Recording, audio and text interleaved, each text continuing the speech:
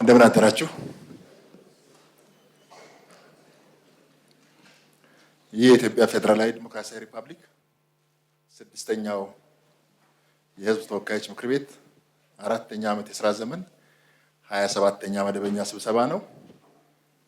በሕገ መንግስቱ አንቀጽ 58 ንዑስ አንቀጽ 1 እና በምክር ቤቱ የአሰራርና የአባላት ስነ ምግባር ደንብ አንቀጽ 22 ንዑስ አንቀጽ 2 መሰረት ከአባላት መካከል 243 የተገኙ ስለሆነ ምልዓተ ጉባኤ ተሟልቷል።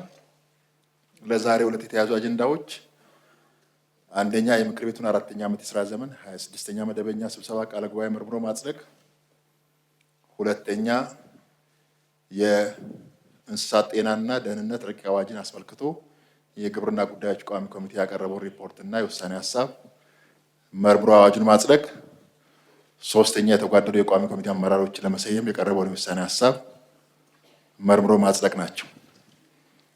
በዚህ መሰረት አጀንዳ 1 የምክር ቤቱ አራተኛ ዓመት የሥራ ዘመን 26ኛ መደበኛ ስብሰባ ቃለ ጉባኤ መርምሮ ማጽደቅ ነው። ቃለ ጉባኤ ላይ የሚቀርቡ እርማቶች ወይ ማስተካከያዎች ካሉ እርማት ማስተካከያ ከሌለ 26ኛ መደበኛ ስብሰባ ቃለ ጉባኤ መጽደቁን የምንደግፍ አመሰግናለሁ። ተቃውሞ ድምጽ ታቅቦ የለም። የ26ኛ መደበኛ ስብሰባ ቃለ ጉባኤ በሙሉ ድምጽ ጸድቋል። አጀንዳ 2 የእንስሳት ጤናና ደህንነት ረቂቅ አዋጅን አስመልክቶ የግብርና ጉዳዮች ቋሚ ኮሚቴ ያቀረበውን ሪፖርትና የውሳኔ ሀሳብ መርምሮ አዋጁን ማጽደቅ ነው። በዚህ መሰረት የቋሚ ኮሚቴው ሰብሳቢ የተከበሩ አቶ ሰለሞን ላሌ ወደ እዚህ መጥተው ሪፖርትና የውሳኔ ሀሳቡን እንዲያቀርቡ ጋብዛለሁ።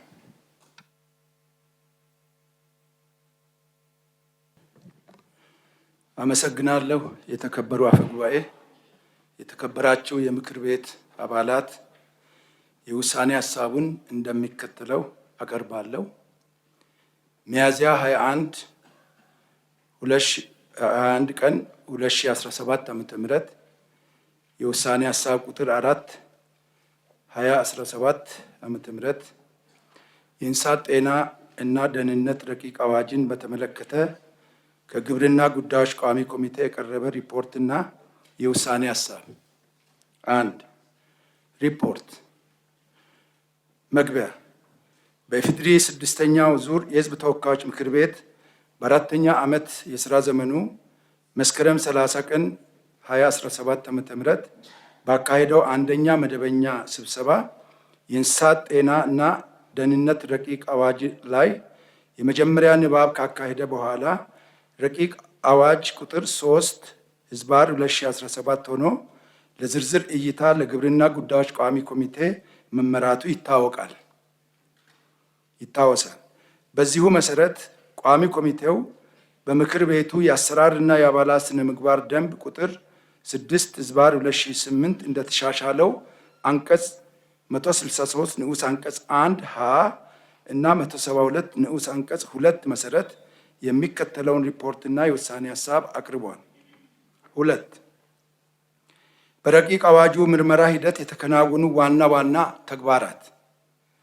2.1 የግብርና ጉዳዮች ቋሚ ኮሚቴ ጥቅምት 18 ቀን 2017 ዓ.ም የቋሚ ኮሚቴው አባላት እና ባለሙያዎች ከምክር ቤቱ የሕግ ባለሙያዎች ጋር በመሆን በረቂቅ አዋጁ ላይ በመወያየት እና አዋጁን በጥልቀት በመመርመር ለአስረጂዎች መቅረብ የሚገባቸውን ጥያቄዎች አደራጅተዋል።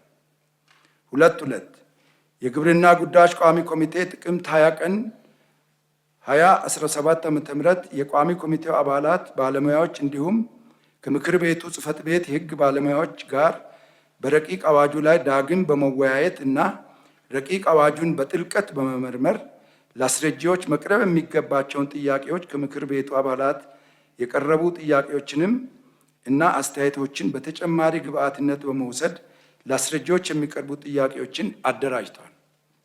2.3 ጥቅምት 27 ቀን 2017 ዓ.ም የግብርና ጉዳዮች ቋሚ ኮሚቴ አባላት ከምክር ቤቱ ጽሕፈት ቤት የሕግ ባለሙያዎችና ከአስረጂዎች ጋር መድረክ በማዘጋጀት ከግብርና ሚኒስቴር ከተጋበዙ ከፍተኛ የሥራ ኃላፊዎች እና ባለሙያዎች ጋር ውይይት አድርጓል።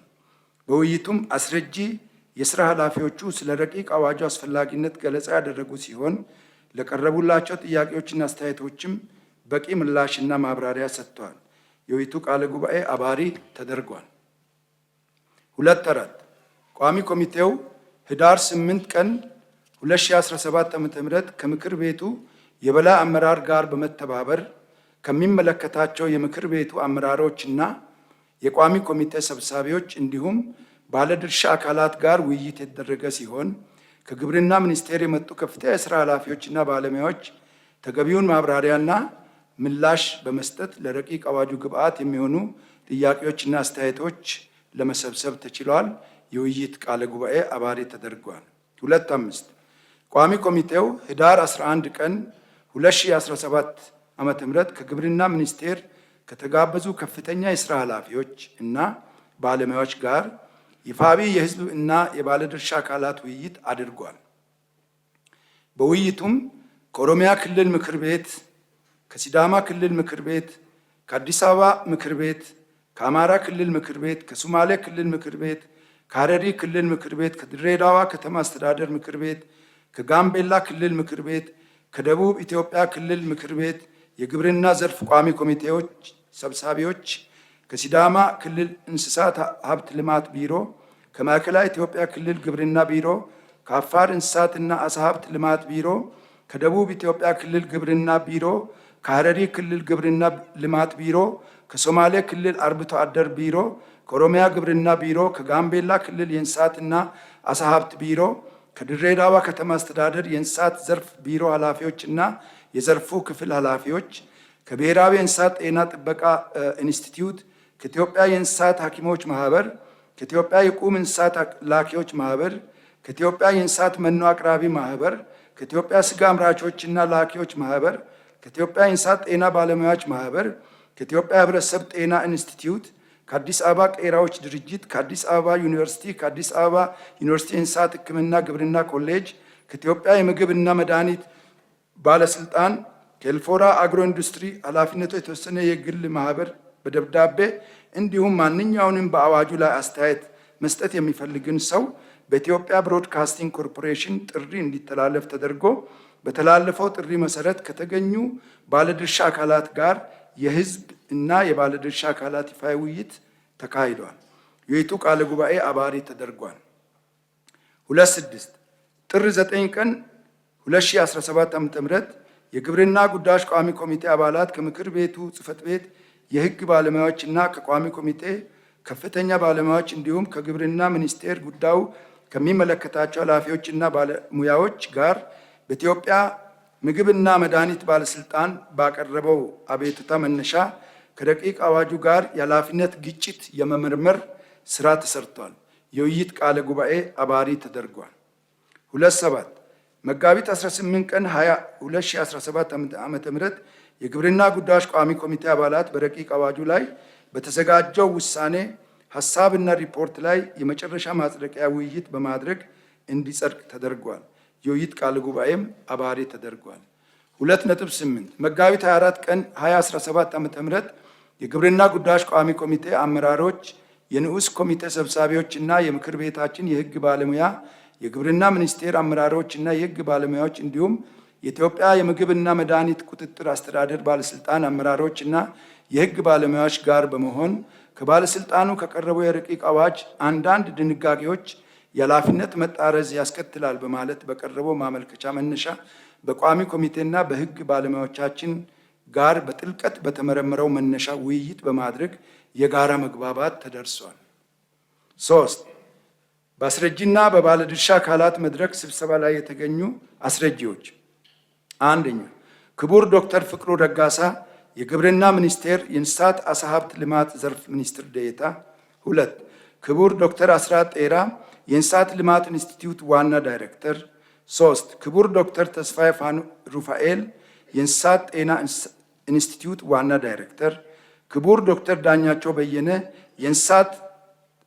የእንስሳት ልማት ኢንስቲትዩት ምክትል ዳይሬክተር፣ ክቡር ዶክተር ኃይለማርያም ከፍያለው የእንስሳት ጤና ኢንስቲትዩት ምክትል ዋና ዳይሬክተር፣ ክቡር ዶክተር ሐሚድ ጀማል የግብርና ባለስልጣን ምክትል ዋና ዳይሬክተር፣ ክቡር ዶክተር ፍሬው ተገኝ የግብርና ትራንስፎርሜሽን ኢንስቲትዩት ምክትል ዋና ዳይሬክተር፣ አቶ በለጠ ሰይፉ በግብርና ሚኒስቴር የሕግ አገልግሎት ስራ አስፈጻሚ፣ ዶክተር ውብሸት ዘውዴ በግብርና ሚኒስቴር ምክትል ስራ አስፈጻሚ፣ ዶክተር አለማየሁ መኮንን በግብርና ሚኒስቴር ከፍተኛ አማካሪ፣ አቶ ዮሐንስ ግርማ የግብርና ሚኒስቴር አማካሪ፣ ዶክተር ካሳው አምሳሉ በግብርና ሚኒስቴር የኢቲሞሎጂ ዴስክ ኃላፊ፣ ዶክተር ሲሳይ ጌታቸው በግብርና ሚኒስቴር በእንስሳት ጤና የህብረተሰብ ጤና ዴስክ ኃላፊ፣ አቶ ዕድሜ ዓለም ኃይሉ በግብርና ሚኒስቴር የህግ ባለሙያ።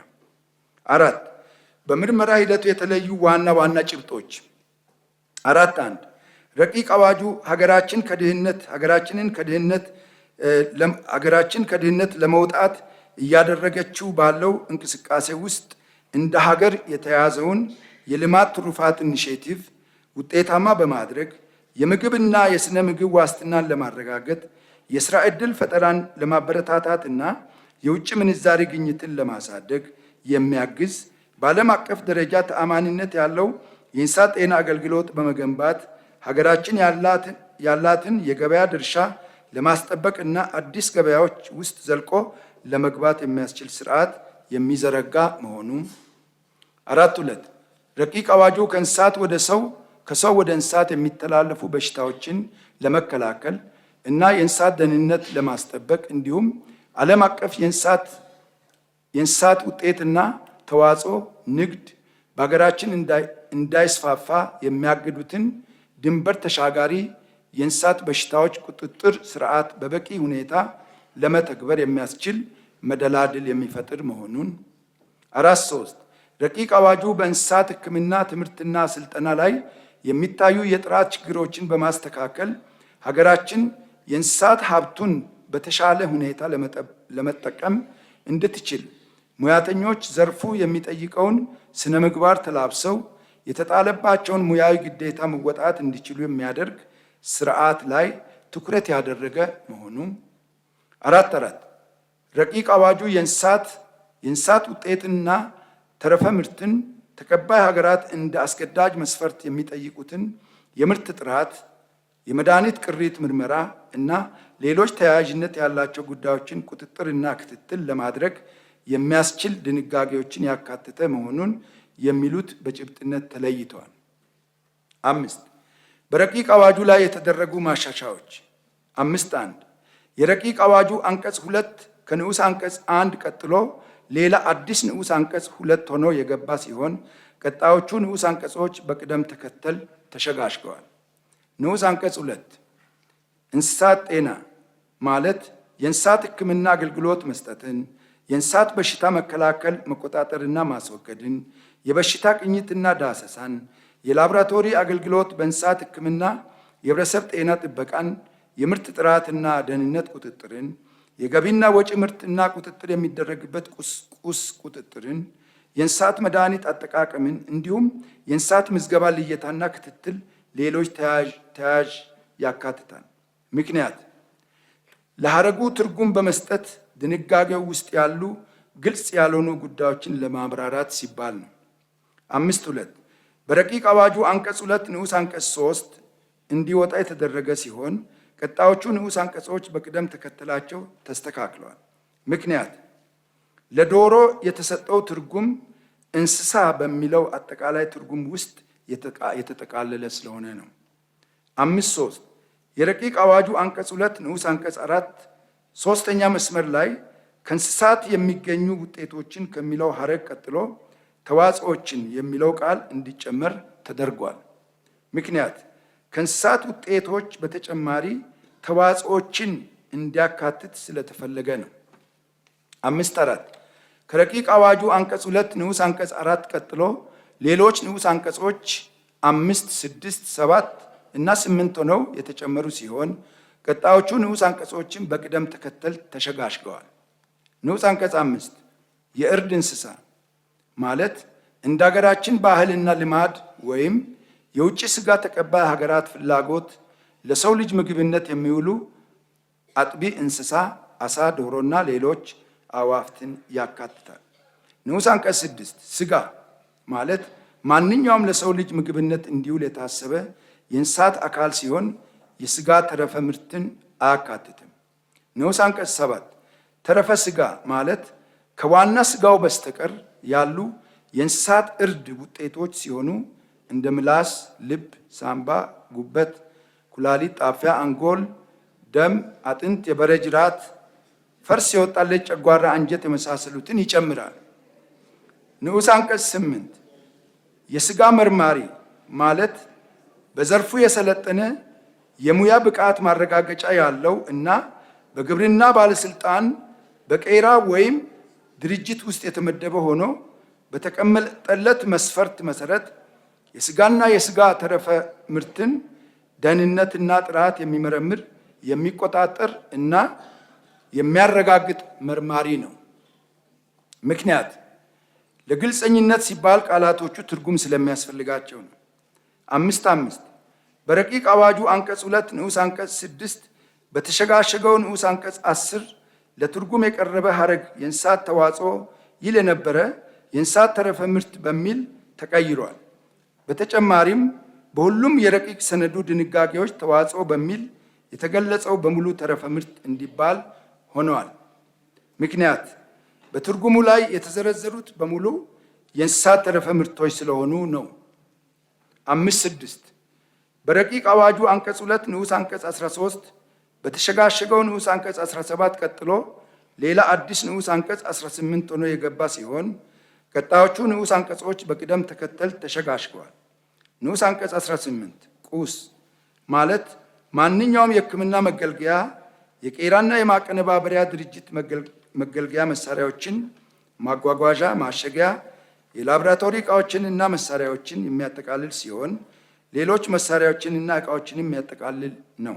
ምክንያት ለቃሉ ትርጉም በመስጠት በድንጋጌው ውስጥ ያሉ ግልጽ ያልሆኑ ጉዳዮችን ለማብራራት ሲባል ነው።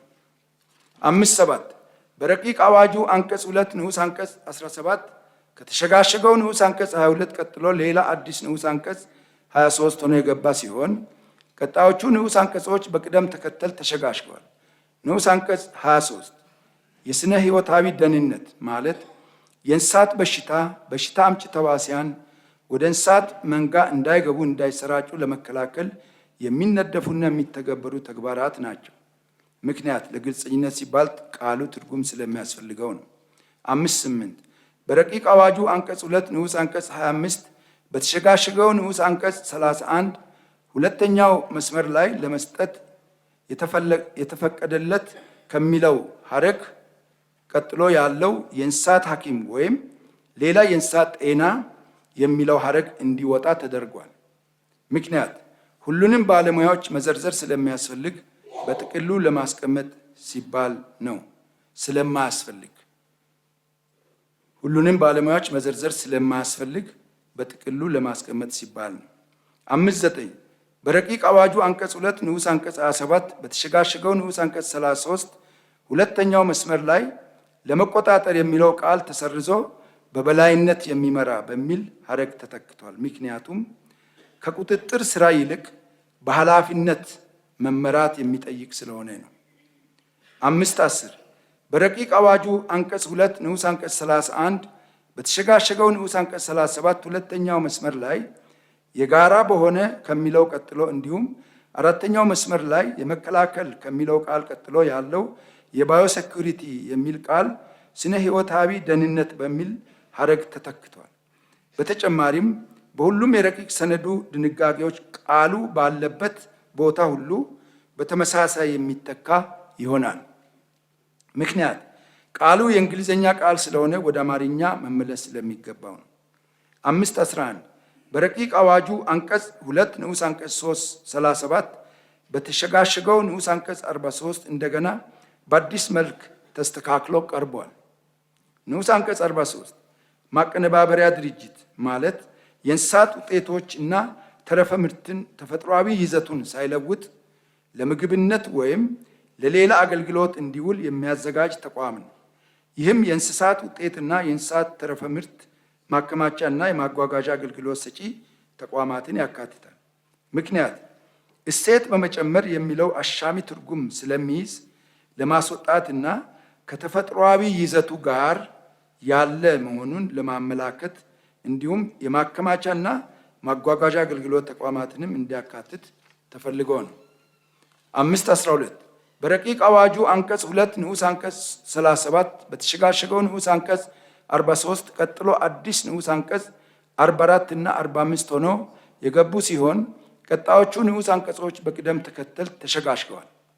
ንዑስ አንቀጽ 44 ማምረቻ ድርጅት ማለት የእንስሳት ግብዓት ወይም ምርት የሚመረትባቸው ተቋማት ወይም የእርባታ ድርጅቶች ማለት ሲሆን እነዚህም የቁም እንስሳት፣ የስጋና የስጋ ተረፈ ምርቶች፣ የዶሮ፣ የወተት፣ የማር፣ የአሳ እና ሌሎችንም የሚያካትት ሆኖ እንዳስፈላጊነቱ የማቆየት እና የማሸግ ስራ ተፈጥሯዊ ይዘቱን ሳይቀይር የሚከናወንበት ነው። ንዑስ አንቀጽ 45 የዓለም አቀፍ የእንስሳት ጤና ድርጅት ማለት በዓለም ዙሪያ የእንስሳት ጤናን እና ደህንነትን ለማሻሻል ኃላፊነት ያለው መንግስታዊ ያልሆነ ድርጅት ነው። ምክንያቱም ለግልጸኝነት ሲባል ለሐረጉ ትክክለኛ ትርጉም መስጠት ስላስፈለገ ነው። 5.13 በረቂቅ አዋጁ አንቀጽ 2 ንዑስ አንቀጽ 38 የተሸጋሸገው ንዑስ አንቀጽ 46 ሶስተኛው መስመር ላይ የሚታረዱበት ከሚለው ቃል ቀጥሎ ያለው እና ምርቱ የሚለው ሐረግ ተሰርዞ ስጋና የስጋ ተረፈ ምርቱ በሚል ሐረግ ተተክቷል። ምክንያት ምርት የሚለው ሌሎችንም የሚያካትት በመሆኑ ስጋ እና የስጋ ተረፈ ምርቱን ብቻ እንዲይዝ ስለተፈለገ ነው። 5.14 በረቂቅ አዋጁ አንቀጽ 3 የተጠቀሰው የተፈጻሚነት ወሰን እንደገና ተስተካክሎ ቀርቧል። አንቀጽ 3 የተፈጻሚነት ወሰን ይህ አዋጅ በኢትዮጵያ ፌዴራላዊ ዲሞክራሲያዊ ሪፐብሊክ የግዛት ወሰን ውስጥ በእንስሳት ጤናና ደህንነት ምርቶች እና ቁጥጥር የሚደረግበት ቁስ ላይ ተፈጻሚ ይሆናል። ምክንያት የተፈጻሚነት ወሰኑ ተስተካክሎ መቀመጥ ስላለበት ነው። 5.12 የረቂቅ አዋጁ ክፍል 2 ርዕስ በአዲስ መልክ እንደሚከተለው ተስተካክሏል። ስለ አገልግሎት አሰጣጥና ስለ እንስሳት ጤና ቦርድ። ምክንያት የረቂቅ አዋጁ አንቀጽ 4 እንዲወጣ ሲደረግ ርዕሱ መግለጽ ያለበት ቀሪዎችን አንቀጾች መግለጽ እንዲችል ማድረግ ተገቢ ስለሆነ ነው። 5.16 የረቂቅ አዋጁ አንቀጽ 4 ድንጋጌዎች እንዲወጣ ተደርጓል።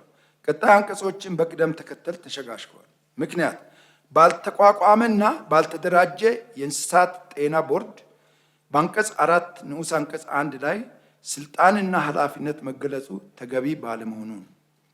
5.17 የረቂቅ አዋጁ አንቀጽ 6 በተሸጋሸገው አንቀጽ 5 ሶስተኛው መስመር ላይ ተቋቁሟል ከሚለው ቃል ቀጥሎ የቦርዱ አባላት አወቃቀር የሚል ሐረግ የተጨመረ ሲሆን አራተኛው መስመር ላይ ይህን አዋጅ ተከትሎ ከሚለው ሐረግ ቀጥሎ በሚኒስትሮች ምክር ቤት የሚል ሐረግ ተጨምሯል። ምክንያት የቦርድ አባላት አወቃቀር በሌለበት ስልጣንና ተግባራቸውን መግለጽ ተገቢ ስላልሆነ እና በተጨማሪም ደንብ በማን እንደሚወጣ መጠቀስ ስለሚገባው ነው። 5.18 የረቂቅ አዋጁ አንቀጽ 7 ሙሉ በሙሉ እንዲወጣ ተደርጓል። ቀጣዮቹ አንቀጾችም በቅደም ተከተል ተሸጋሽገዋል። ምክንያት ተግባሩ በረቂቅ አዋጁ በአንቀጽ 33 በተሸጋሸገው አንቀጽ 30 በሚኒስቴሩ ስልጣንና ተግባር ውስጥ የተካተተ በመሆኑ ነው።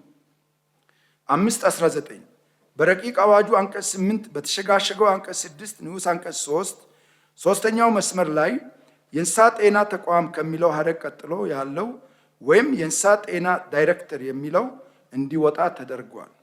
ምክንያት ሪፖርቱ የሚደረገው ለባለሙያ ሳይሆን ለተቋሙ በቀጥታ ሊደረግ ስለሚገባው ነው። 5.20 በረቂቅ አዋጁ አንቀጽ 8 በተሸጋሸገው አንቀጽ 6 ንዑስ አንቀጽ 4 የመጀመሪያው መስመር ላይ የእንስሳት ጤና ተቋም ከሚለው ሐረግ ቀጥሎ ያለው ወይም ዳይሬክተር የሚለው እንዲወጣ ተደርጓል። ምክንያቱም ሪፖርቱ የተቋሙ ስለሚሆን ተቋሙ ቢያሳውቅ የተሻለ ስለሆነ ነው። 5.21 በረቂቅ አዋጁ አንቀጽ 8 በተሸጋሸገው አንቀጽ 6 ንዑስ አንቀጽ 6 ላይ የተከሰተ በሽታን ከሚለው ሐረግ ቀጥሎ ያለው ወዲያውኑ የሚለው ቃል ተሰርዞ በ24 ሰዓት ውስጥ በሚል የተተካ ሲሆን የሪፖርት ማሳወቂያ ከሚለው ሐረግ ቀጥሎ ያለው ተወካይ የሚለው ቃልም በተመሳሳይ ተሰርዞ ኮሚቴ በሚል ቃል ተተክቷል። ምክንያት ወዲያውኑ የሚለው ገላጭ ስላልሆነ ጊዜ ተወስኖ መቀመጥ ስላለበት ሲሆን ተወካይ የሚለው ግለሰብን ስለሚያመላክት ሪፖርት የሚቀርበው ለአካል እንደሆነ በሚገልጽ አግባብ ለመግለጽ ታስቦ ነው። 522 በረቂቅ አዋጁ አንቀጽ 8 በተሸጋሸገው አንቀጽ 6 ንዑስ አንቀጽ 7 ቀጥሎ ሌላ አዲስ ንዑስ አንቀጽ 8 ሆኖ ገብቷል። ቀጣዩ አንቀጽ በቅደም ተከተል ተሸጋሽጓል። ንዑስ አንቀጽ 8 በዚህ አንቀጽ ሪፖርት መደረግ ያለበት ወይም አዲስ ወይም እንደገና የተከሰተ የእንስሳ በሽታ ሚኒስቴሩ በሚዘረጋው የበሽታ ማሳወቂያ የአሰራር ስርዓት መሰረት ይከናወናል። ምክንያት ሪፖርት የሚደረግበት አግባብ ሚኒስቴሩ በሚዘረጋው ስርዓት መሰረት እንደሚሆን ለማመላከት ነው። 523 የረቂቅ አዋጁ አንቀጽ 11 ሙሉ በሙሉ እንዲወጣ ተደርጓል። ምክንያት ተግባሩ በረቂቅ አዋጁ በአንቀጽ 33 በተሸጋሸገው አንቀጽ 30 በሚኒስቴሩ ስልጣንና ተግባር ውስጥ ሊገለጽ የሚችል ስለሆነ እዚያው እንዲካተት በመደረጉ ነው።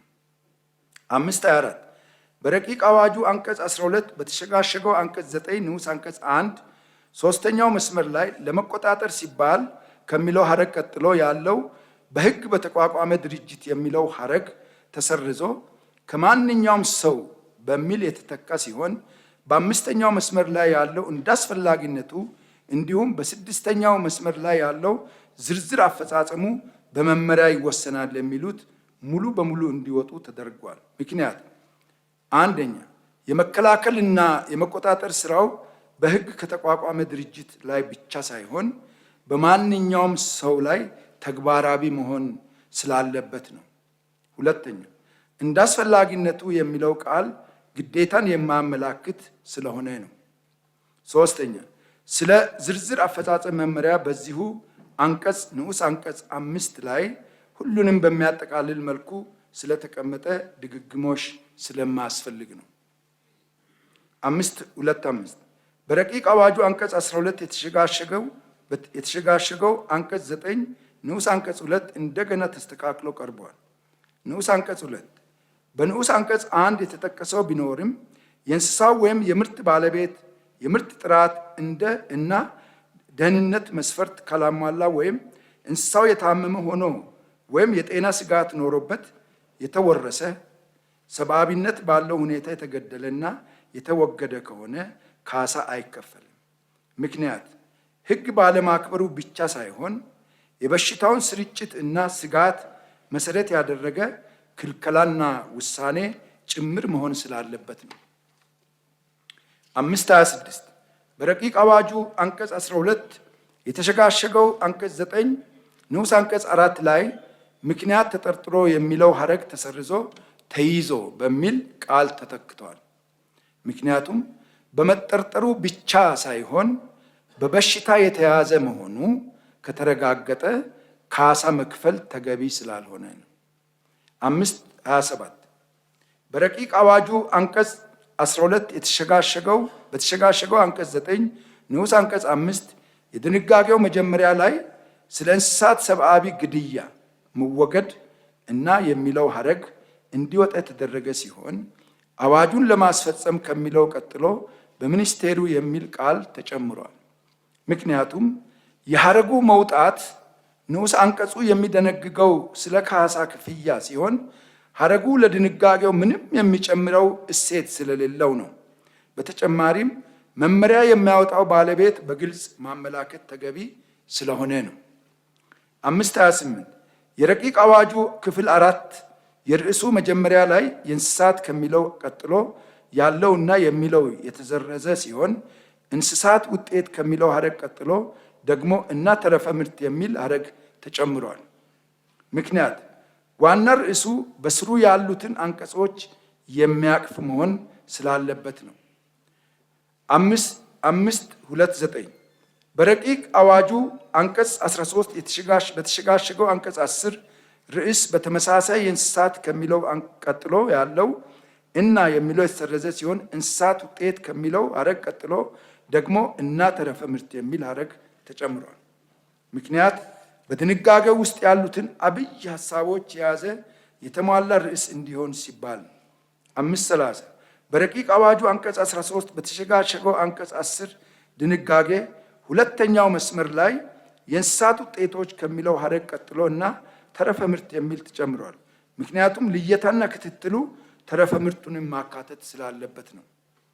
531 በረቂቅ አዋጁ አንቀጽ 14 በተሸጋሸገው አንቀጽ 11 ንዑስ አንቀጽ 1 እንዲወጣ የተደረገ ሲሆን ቀጣዮቹ ንዑስ አንቀጾች በቅደም ተከተል ተሸጋሽገዋል። ምክንያት የሚኒስቴሩ ተግባር ስለሆነ ወደ ተሸጋሸገው አንቀጽ 30 እንዲሄድ በመደረጉ የወጣ ነው። 532 በረቂቅ አዋጁ አንቀጽ 15 በተሸጋሸገው አንቀጽ 12 ንዑስ አንቀጽ 1 ቀጥሎ አንድ አዲስ ድንጋጌ ንዑስ አንቀጽ 2 ሆኖ ገብቷል። ቀጣዮቹ ንዑስ አንቀጾችም በቅደም ተከተል ተሸጋሽገዋል። ንዑስ አንቀጽ 2 በዚህ አንቀጽ ንዑስ አንቀጽ 1 የተጠቀሰው ቢኖርም አርብቶ አደሮች እና ከፊል አርብቶ አደሮች ለውሃና ግጦሽ ፍለጋ የሚያደርጉትን ዝውውር እና ድንበር ላይ ለሚካሄድ አነስተኛ የእንስሳት ንግድን ተከትሎ የሚደረግ ዝውውርን እንዲሁም የምዝገባ ስርዓት ባልተዘረጋባቸው ቦታዎች የሚደረጉ ዝውውሮችን አያካትትም።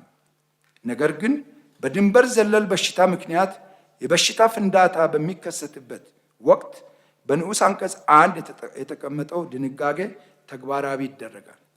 ምክንያት የአርብቶ አደሩንና ከፊል አርብቶ አደሩን እንስሳት በሙሉ ለመመዝገብ የተቀመጠ ምቹ ሁኔታ ስለሌለ እና በሽታ ፍንዳታ በሚከሰትበት ወቅት ለጥንቃቄ ሲባል ድንጋጌው ተግባራዊ እንዲሆን በመፈለጉ ነው። 533 በረቂቅ አዋጁ አንቀጽ 15 ንዑስ አንቀጽ 3 በተሸጋሸገው አንቀጽ 12 ንዑስ አንቀጽ 4 ድንጋጌ ላይ ወዲያውኑ የሚለው ቃል እንዲወጣ ተደርጓል። ምክንያት ወዲያውኑ የሚለው ቃል ጊዜውን በተጨባጭ ስለማመላክት ነው። 534 በረቂቅ አዋጁ አንቀጽ 15 ንዑስ አንቀጽ 5 በተሸጋሸገው አንቀጽ 12 ንዑስ አንቀጽ 6 ሁለተኛው መስመር ላይ በኃላፊነት የያዘው ከሚለው ሀረግ ቀጥሎ ያለው አካል ይህን ሁኔታ የሚለው ተሰርዞ ሰው በሚል ቃል እንዲተካ ተደርጓል። ምክንያቱም በባለቤትነት የሚይዘው አካል ከሚባል ይልቅ ሰው ቢባል ገላጭ በመሆኑ ሲሆን ይህን ሁኔታ የሚለው ሀረግ የተሰረዘው ደግሞ ለድንጋጌው ምንም ግብአት ስለሌለው ነው። 535 በረቂቅ አዋጁ አንቀጽ 18 በተሸጋሸገው አንቀጽ 15 ከርዕሱ ስር ለድንጋጌዎቹ መንደርደሪያ አዲስ አረፍተ ነገር ተጨምሯል። ይኸውም ሚኒስቴሩ በሚያወጣው መመሪያ መሰረት የሚል ይሆናል። ምክንያት ንዑስ አንቀጾቹ የጋራ አቃፊ ሀሳብ እንዲኖራቸውና የመመሪያ አካል መሆናቸውን ለመግለጽ ነው። 536 በረቂቅ አዋጁ አንቀጽ 18 በተሸጋሸገው አንቀጽ 15 ንዑስ አንቀጽ 1 የመጀመሪያው መስመር ላይ ውጤቶችን የሚለው ቃል ተሰርዞ ውጤትንና ተረፈ ምርትን በሚል ሀረግ ተተክቷል። በተመሳሳይ በዚሁ አንቀጽ ንዑስ አንቀጽ 3 የእንስሳት ከሚለው ቃል ቀጥሎ ያለው ውጤት የሚለው ቃል ተሰርዞ ውጤትንና ተረፈ ምርትን በሚል ሀረግ ተተክቷል። ምክንያት የእንስሳት ውጤት ብቻ ሳይሆን ተረፈ ምርቱንም የላቦራቶሪ ምርመራ የሚካሄድበት ስለሆነ ነው። 537 በረቂቅ አዋጁ አንቀጽ 18 በተሸጋሸገው አንቀጽ 15 ንዑስ አንቀጽ 4 ሁለተኛ መስመር ላይ ማረጋገጫ መስፈርት ከሚለው ሀረግ ቀጥሎ በሚኒስቴሩ መስሪያ ቤቱ በሚወጣ በሚል ሀረግ እንዲተካ ተደርጓል። ምክንያት መመሪያ የሚያወጣ ተቋም ማመላከት አስፈላጊ ስለሆነ ነው። 538 በረቂቅ አዋጁ ክፍል 6 ርዕስ እንደገና ተስተካክሎ ቀርቧል። ወጪ ገቢና ተሻጋሪ ምርትና ቁጥጥር የሚደረግበት ቁስ ስለመቆጣጠር። ምክንያት እንስሳት፣ የእንስሳት ውጤትና ተዋጽኦን፣ ሌሎች ምርቶች የሚለው ሀረግ ምርት የሚለው ቃል በተሰጠው ትርጉም መሰረት የሚያጠቃልላቸው ሆኖ በመገኘቱ ነው። 539 በረቂቅ አዋጁ አንቀጽ 19 በተሸጋሸገው አንቀጽ 16 ርዕስ በተመሳሳይ እንደገና ተስተካክሎ ቀርቧል። ምርትን ወደ ሀገር ውስጥ ማስገባትንና ማሸጋገርን በተመለከተ ስለሚደረግ ክልከላ። ምክንያት ክልከላ የሚለው ቃል በጣም ሰፊና በሌሎች አንቀጾች ላይ ያሉትን የሚያቅፍ ሆኖ ስለተገኘ በዚህ አንቀጽ ስር ያሉትን ድንጋጌዎች ብቻ እንዲያቅፍ ለማድረግ ታስቦ ነው። 540 በረቂቅ አዋጁ አንቀጽ 19 በተሸጋሸገው አንቀጽ 16 ንዑስ አንቀጽ 1 ሁለተኛው መስመር ላይ እንስሳትን፣ የእንስሳት ውጤትን፣ ተዋጽኦን፣ ሌሎች ምርቶችን የሚለው ሐረግ ተሰርዞ ምርትን በሚለው ቃል ተተክቷል። በተጨማሪም በሁሉም የረቂቅ ሰነዱ ድንጋጌዎች ሐረጉ ባለበት ቦታ ሁሉ በተመሳሳይ ምርት በሚለው ቃል የሚተካ ይሆናል። ምክንያት ምርት የሚለው ቃል በዚህ ረቂቅ አዋጁ ትርጉም ላይ ሁሉንም ሊያጠቃልል በሚችል መልኩ የተቀመጠ ስለሆነ ነው። 541 በረቂቅ አዋጁ አንቀጽ 20 በተሸጋሸገው አንቀጽ 17 ንዑስ አንቀጽ 1 ፊደል ተራ ሰ የድንጋጌው መጀመሪያ ላይ እንዳስፈላጊነቱም ሌሎች የሳኒተሪ እርምጃዎችን ይወስዳል የሚለው ሐረግ እንዲወጣ የተደረገ ሲሆን የሳኒተሪ እርምጃዎቹ ከሚለው ሐረግ ቀጥሎ አወሳሰዱ ሚኒስቴሩ በሚያወጣው የሚል ሐረግ ተጨምሯል። ምክንያት በፊደል ተራ ሀ የሳኒተሪ እርምጃ እንደሚወሰን ስለተገለጸ መድገም ስለማያስፈልግና ዝርዝር መመሪያ የሚያወጣ አካል ማመላከት ስለሚገባ ነው። 542 በረቂቅ አዋጁ አንቀጽ 21 በተሸጋሸገው አንቀጽ 18 ንዑስ አንቀጽ 2 ፊደል ተራ ሀ ድንጋጌ ለሁለት ተከፍሎ ፊደል ተራ ሀ እና ፊደል ተራ መ ሆኖ ተደራጅቷል። ፊደል ተራ ሐመርሃ እንደ አስፈላጊነቱም ምርቱና ቁጥጥር የሚደረግበት ቁስ እንዲወገድ ይደረጋል።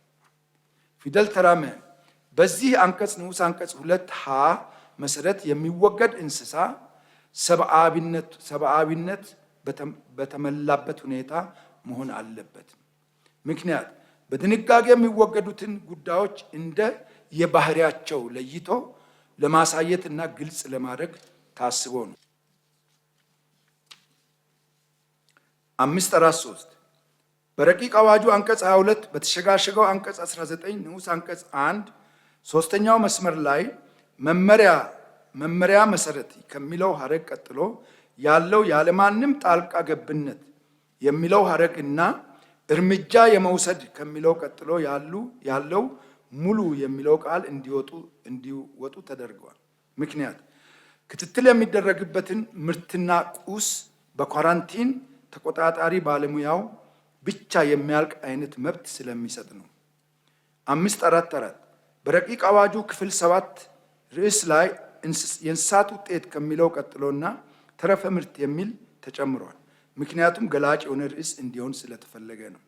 545 በረቂቅ አዋጁ አንቀጽ 23 በተሸጋሸገው አንቀጽ 20 ንዑስ አንቀጽ 1 ሁለተኛው መስመር ላይ ስጋን ከሚለው ቃል ቀጥሎ እና የስጋ ተረፈ ምርትን የሚል ሐረግ ተጨምሯል። ምክንያቱም የብቃት ማረጋገጫ ያለው ተቋም መሆን የሚጠበቅበት ስጋውን ለሽያጭ ለማቅረብ ብቻ ሳይሆን የስጋ ተረፈ ምርቱንም ማካተት ስለሚኖርበት ነው። 546 በረቂቅ አዋጁ አንቀጽ 23 በተሸጋሸገው አንቀጽ 20 ንዑስ አንቀጽ 2 የመጀመሪያው መስመር ላይ ኃላፊነት በተሰጠው ከሚለው ሐረግ ቀጥሎ ያለው የእንስሳት ጤና ባለሙያ የሚለው ተሰርዞ የስጋ መርማሪ በሚል ሐረግ ተተክቷል። ምክንያት የእንስሳት ጤና ባለሙያ የሚለው የእንስሳት ሕክምናና ሌሎችንም የሚያካትት ሲሆን ርዕሱ የሚያመላክተው ስለ እንስሳት እርድ በመሆኑ በስጋ ምርመራ ሙያ የሰለጠኑ ሰዎች መሆን እንዳለበት ለመግለጽ ነው። 547 በረቂቅ አዋጁ አንቀጽ 23 በተሸጋሸገው አንቀጽ 20 ንዑስ አንቀጽ 3 የመጀመሪያው መስመር ላይ በቄራ ከሚለው ቃል ቀጥሎ ያለው ወይም በእርድ ድርጅት የሚለው ሐረግ የተሰረዘ ሲሆን የእንስሳት እርድ ከሚለው ቀጥሎ ደግሞ የሀገር ውስጥና የሚል ሐረግ ተጨምሯል። እንዲሁም ዓለም አቀፍ ከሚለው ሐረግ ቀጥሎ ያለው የእንስሳት ጤና ድርጅትን የምግብ ደህንነት እና የሚለው ሐረግ ተሰርዞ ኮዴክስ ኤሌሜንታሪስ በሚለው ሐረግ ተተክቷል። ምክንያት የተሰረዘው የእርድ ድርጅት የሚባል ስለሌለ እና የምግብ ደህንነት የሚለው ደግሞ በኢትዮጵያ የምግብና መድኃኒት አስተዳደር ባለስልጣን ከተሰጠው ስልጣን ጋር ስለሚጋጭ የድንጋጌውን ዓላማ ለማስጠበቅ ሲባል ነው። 548 በረቂቅ አዋጁ አንቀጽ 23 በተሸጋሸገው አንቀጽ 20 ንዑስ አንቀጽ 4 የመጀመሪያው መስመር ላይ የሚላክ ስጋና የስጋ ከሚለው ሐረግ ቀጥሎ ያለው ውጤት የሚለው ቃል ተሰርዞ ተረፈ ምርት በሚል ተተክቷል። ምክንያት ትርጉም ላይ በተቀመጠው በትክክለኛው አግባብ ለማስቀመጥ ነው። 549 በረቂቅ አዋጁ አንቀጽ 23 በተሸጋሸገው አንቀጽ 20 ንዑስ አንቀጽ 5 የመጀመሪያው መስመር ላይ የስጋ ከሚለው ቃል ቀጥሎ ያለው ውጤት የሚል የሚለው ተሰርዞ እና ተረፈ ምርት በሚል ተተክቷል። ምክንያት ትርጉም ላይ በተቀመጠው በትክክለኛ አግባብ ለማስቀመጥ ነው። 550 በረቂቅ አዋጁ አንቀጽ 24 በተሸጋሸገው አንቀጽ 21 ርዕሱ ላይ ለቄራ ከሚለው ቀጥሎ ያለው ለእርድ ድርጅትና የሚለው ሀረግ ተሰርዟል። ምክንያቱም የእርድ ድርጅት የሚባል ተቋም ስያሜ ስለሌለ ነው።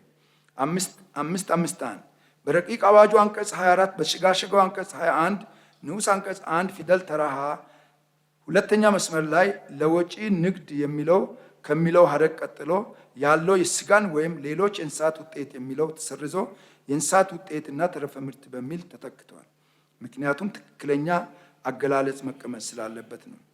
5.2 በረቂቅ አዋጁ አንቀጽ 24 በተሸጋሸገው አንቀጽ 21 ንዑስ አንቀጽ 1 ፊደል ተራ ለ ሶስተኛ መስመር ላይ የሆነ ቄራን ከሚለው ቀጥሎ ያለው የእርድ ድርጅትን የሚለው ሀረግ የተሰረዘ ሲሆን ቀጥሎ ያለው ስጋን እና ሌሎች የእንስሳት ውጤቶች የሚለው ሀረግ ደግሞ የእንስሳት ውጤትና ተረፈ ምርት በሚል ተተክቷል። ምክንያቱም የእርድ ድርጅት የሚባል ስለሌለና ስጋን እና ሌሎች የእንስሳት ውጤቶችን የሚለው በትክክል አገላለጽ መገመት ስላለበት ነው።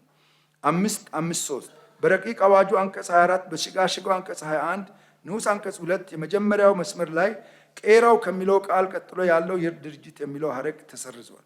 ምክንያቱም የእርድ ድርጅት የሚባል ስለሌለ።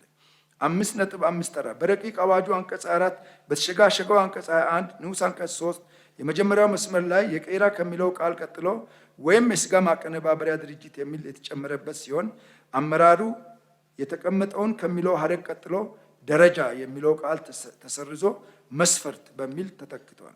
ምክንያቱም ባለስልጣን መስሪያ ቤቱ ቄራው ብቻ ሳይሆን የስጋ ማቀነባበሪያ ድርጅቱም ግንባታም ቢሆን መስፈርቱን ያሟላ ስለመሆኑ መከታተልና ማረጋገጥ ስለሚያስፈልገው ነው። 5.5 በረቂቅ አዋጁ አንቀጽ 25 በተሸጋሸገው አንቀጽ 22 ንዑስ አንቀጽ 1 ሁለተኛው መስመር ላይ እና በወቅቱ ካለው የቄራ ሁኔታ የሚለው ሀረግ እና አራተኛው መስመር ላይ ደግሞ የውጭ የሚለው ቃል እንዲወጡ ተደርጓል። ምክንያቱም አላስፈላጊ ሀረጋትና ቃላት ስለሆኑ ነው። በተጨማሪም ለስጋ መርማሪ ባለሙያ ኃላፊነት ከተጠያቂነት ጋር መሰጠት ስላለበት ነው። 556 በረቂቅ አዋጁ አንቀጽ 26 በተሸጋሸገው አንቀጽ 23 ርዕሱ ላይ የእንስሳት ውጤት ከሚለው ቀጥሎ እና ተረፈ ምርት የሚል ተጨምሯል። ምክንያቱም ተረፈ ምርትን ማካተት ስለሚገባው ነው ርዕሱ። 557 በረቂቅ አዋጁ አንቀጽ 26 የተሸጋሸገ አንቀጽ 26 ንዑስ አንቀጽ 1 ሙሉ በሙሉ እንዲወጣ የተደረገ ሲሆን ቀጣዮቹ ንዑስ አንቀጾችም በቅደም ተከተል ተሸጋሽገዋል። ምክንያቱም በረቂቅ አዋጁ አንቀጽ 24 በተሸጋሸገው በአንቀጽ 21 1 ፊደል ተራ ሀ እና ለ ላይ በአግባቡ የተገለጸ ስለሆነ ድግግሞሽ ለማስቀረት ነው። 558 በረቂቅ አዋጁ አንቀጽ 26 ንዑስ አንቀጽ 2 በተሸጋሸገው አንቀጽ 23 በተሸጋሸገው ንዑስ አንቀጽ 1 የድንጋጌው መጀመሪያ ላይ የእንስሳት ውጤት ከሚለው ቀጥሎ እና ተረፈ ምርት የሚል ተጨመረ ሲሆን ሚኒስቴሩ ባለስልጣኑ ወይም የክልሉ የእንስሳት ጤና ተቋም የሚለው ሀረግ ደግሞ ተሰርዞ በሕግ ስልጣን የተሰጠው አካል በሚል ተተክቷል። ምክንያቱም በድንጋጌ የተሰጠውን የቁጥጥር ስራ የሚሰሩ ሌሎችም በሕግ ስልጣን የተሰጣቸው አካላትም ስላሉ ነው። 559 በረቂቅ አዋጁ አንቀጽ 26 ንዑስ አንቀጽ 3 በተሸጋሸገው አንቀጽ 23 ንዑስ አንቀጽ 2 የድንጋጌው መጀመሪያ ላይ የእንስሳት ውጤት ከሚለው ሀረግ ቀጥሎ ተረፈ ምርት የሚባል የተጨመረ ሲሆን የምግብ ደህንነትና ጥራት የሚለው ደግሞ እንዲወጣ ተደርጓል።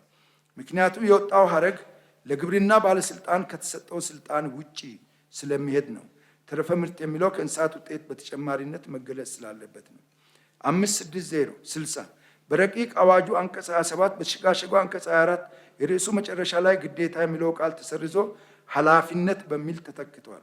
ምክንያት ግዴታ የሚለው ቃል በጣም ጠንካራና በምንም ሁኔታ ሊጣስ የማይችል ስለሆነ ግንዛቤ በመፍጠር ኃላፊነትን መስጠት የተሻለ ስለሆነ ነው። እንዲሁም አርሶና አርብቶ አደሮቻችን ኢኮኖሚ አቅም ጋር ስለማይፈቅድላቸው ለመሟላት ስለሚቸገሩ ኃላፊነት መስጠት የሚል ቢገባ ይሻላል በሚል ነው። 561 በረቂቅ አዋጁ አንቀጽ 27 በተሸጋሸገው አንቀጽ 24 ንዑስ አንቀጽ 1 ላይ በቂ ከሚለው ቀጥሎ ያለውና የተመጣጠነ ምግብ የሚለው ተሰርዞ የእንስሳት መኖ የሚል ቃል እንዲጨመር ተደርጓል። ምክንያት ምግብ የሚለው ቃል ለሰዎች የሚቀርበውን የሚያጠቃልል ስለሆነ በተገቢው ቃል ለመተካት ሲባል ነው።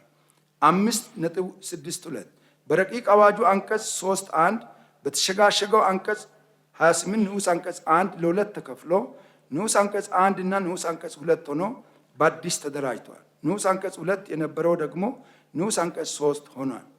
ንዑስ አንቀጽ 1 ማንኛውም የእንስሳት ባለቤት እንስሳው ያለ ፈቃድ መንገድ ላይ መውጣቱን ሲያውቅ በቅርብ ለሚገኝ እንስሳት ጤና ተቋም ወይም ባለሙያ ወይም ለአካባቢው አስተዳደር ሪፖርት ማድረግ ይኖርበታል።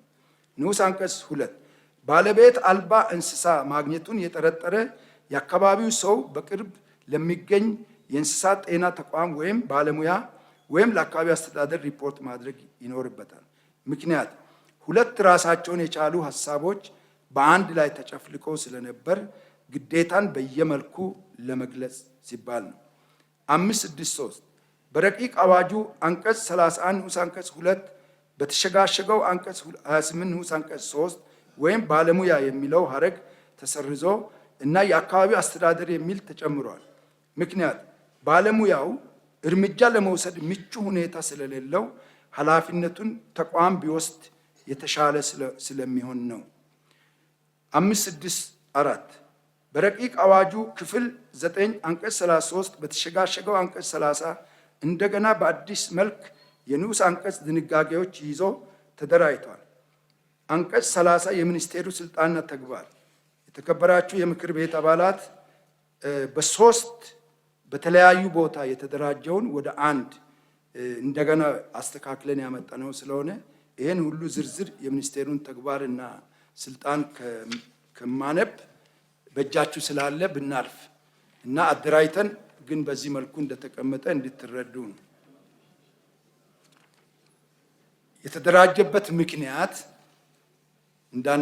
እንዳነበባችሁ ተቆጥሮ የተከበራችሁ የተደራጀበት ምክንያት በአዲስ መልክ ተመሳሳይ ኃላፊነቶች እና ተግባር በረቂቅ አዋጁ ከክፍል 3 አንቀጽ 7 እና 11 እንዲሁም አንቀጽ 33 በድግግሞሽ የተገለጹትን በአንድነት በማጣመር በተሸጋሸገው አንቀጽ 30 ላይ በተደራጀ ሁኔታ ማስቀመጡ ተገቢ ስለሆነ ነው። በጣም ብዙ ቦታ በአዲስ መልኩ ተሰርቷል ማለት ነው። ብዙ የቃላትም ብዙ እንትን ስላለበት ነው። 565 በረቂቅ አዋጁ አንቀጽ 34 በተሸጋሸገው 31 ንዑስ አንቀጽ 8 የድንጋጌው መጀመሪያ መስመር ላይ ከእንስሳት የሚገኝ ውጤት ከሚለው ሀረግ ቀጥሎ እና ተረፈ ምርት የሚል ተጨምሯል።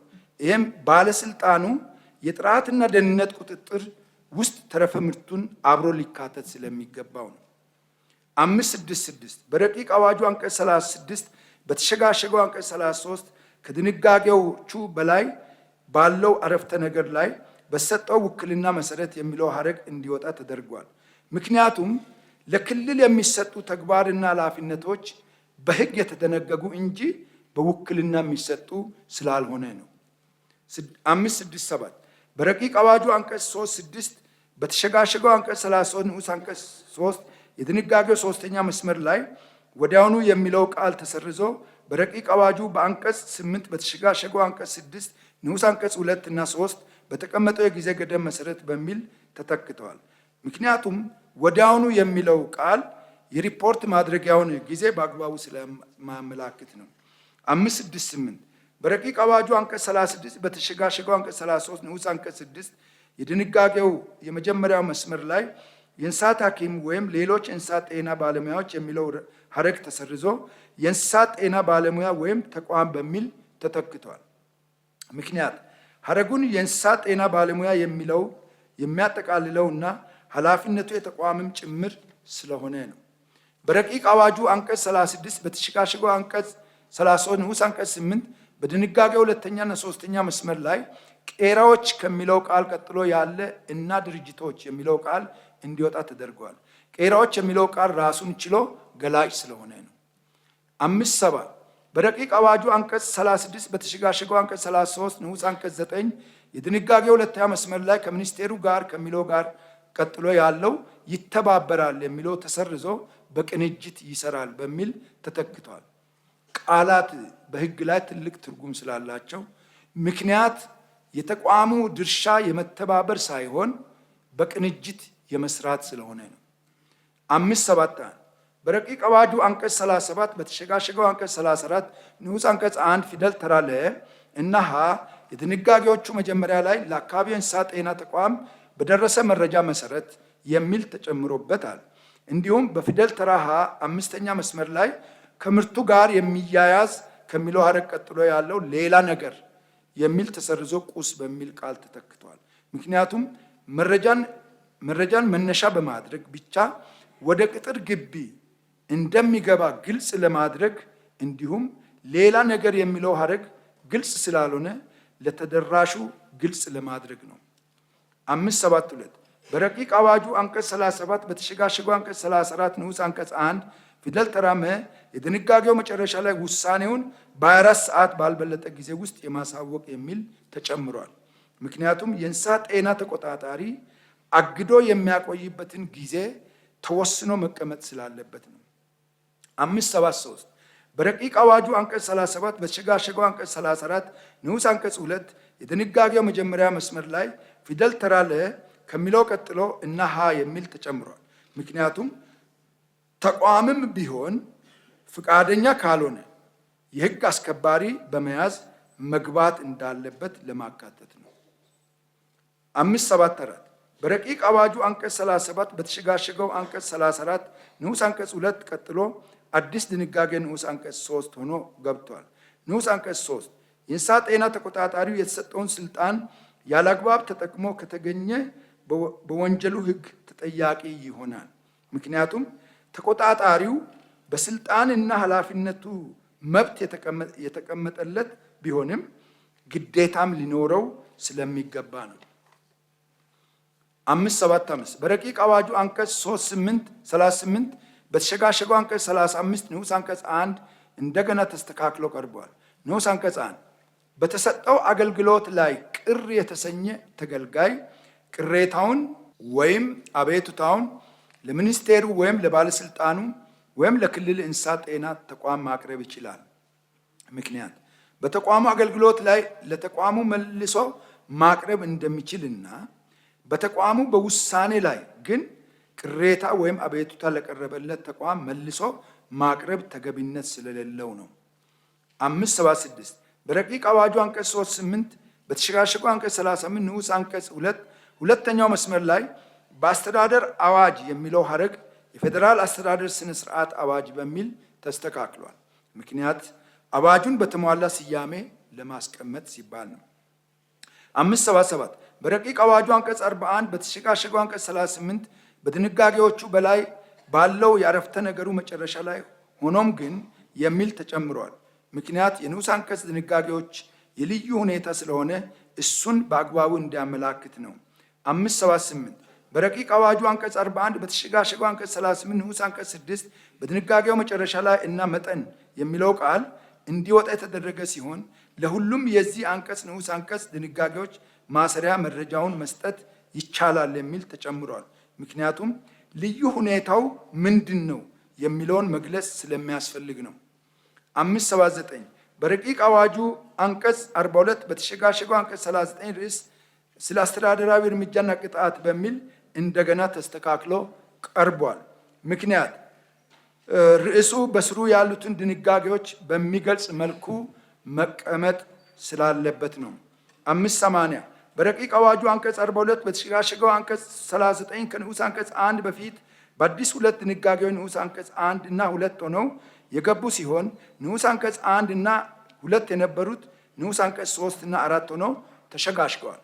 ንዑስ አንቀጽ 1 ይህ አዋጅ ወይም አዋጁን ለማስፈጸም በሚኒስትሮች ምክር ቤት በሚወጣ ደንብና በሚኒስቴሩ በሚወጡ መመሪያዎችን ያላሟሉ የእንስሳት ውጤቶች እና ተረፈ ምርቶች በጊዜያዊነት ሊዘገዩ፣ ሊያዙ፣ ሊወረሱ ወይም ተመልሰው ሊሰበሰቡ ወይም ተያያዥ ሕጋዊ እርምጃዎች ሊወሰድባቸው ይችላል። ምክንያት ችግር የተገኘባቸው ምርቶችን ለአጠቃላይ ለበሽታ ክትትልና ቁጥጥር ሲባል መያዝና መሰብሰብ ግድ ስለሚል የእንስሳት እርድና የምርቱ ደህንነት ተጠብቆ እንዲካሄድ ስለሚረዳና ለሀገር ውስጥም ሆነ ለውጭ ገበያ ተወዳዳሪ ስለሚያደርግ ነው። ንዑስ አንቀጽ 2 ሚኒስቴሩ ወይም ባለስልጣኑ ወይም የክልል ጤና ተቋም በዚህ አዋጅና አዋጁን ተከትሎ የሚወጣ ደንብና መመሪያ የተላለፈ ማንኛውም ላይ አስተዳደራዊ እርምጃ ይወሰዳል። ዝርዝሩ በሚኒስቴሩ መስሪያ ቤት በሚወጣ መመሪያ ይወሰናል። ምክንያቱም አስተዳደራዊ እርምጃ ለመውሰድ የሚያስችል ድንጋጌ በአዋጅ ውስጥ መቀመጥ ስላለበትና መመሪያ የሚያወጣ አካል መመላከት ስለሚገባው ነው። 581 በረቂቅ አዋጁ አንቀጽ 42 ንዑስ አንቀጽ 1 በተሸጋሸገው አንቀጽ 30 ንዑስ አንቀጽ 3 ፊደል ተራ ሀ የድንጋጌው መጀመሪያ መስመር ላይ ከ10 ሺህ ብር በማይበልጥ የሚለው ተሰርዞ በማያንስ ከብር 25 በማይበልጥ የሚል ተጨምሯል። ምክንያቱም አስተማሪ የሆነ ቅጣት ለማስቀመጥ ታስቦ ነው። 582 በረቂቅ አዋጁ አንቀጽ 42 ንዑስ አንቀጽ 1 በተሸጋሸገው አንቀጽ 39 ንዑስ አንቀጽ 3 ፊደል ተራ ለ የተቀመጠው ድንጋጌ ተሰርዟል። ቀጣዮቹ ፊደል ተራዎችም በቅደም ተከተል ተሸጋሽገዋል። ምክንያቱም ንዑስ አንቀጹ ላይ የተቀመጠው ድንጋጌ በወንጀል ሕጉ ላይ የተደነገገ ስለሆነ ነው። 583 በረቂቅ አዋጁ አንቀጽ 42 ንዑስ አንቀጽ 1 ፊደል ተራ ሀ በተሸጋሸገው አንቀጽ 39 ንዑስ አንቀጽ 3 ፊደል ተራ ለ እንደገና ተስተካክሎ ቀርቧል። ፊደል ተራ ለ በዚህ አዋጅ አንቀጽ 6 ንዑስ አንቀጽ 1 መሰረት የእንስሳውን በሽታ ሆን ብሎ ያላሳወቀ እንደሆነ የደረሰውን ጉዳት ግምት ውስጥ በማስገባት ከ1 ዓመት በማይበልጥ እስራት ወይም ከ3,000 ብር በማይበልጥ የገንዘብ መቀጫ ይቀጣል።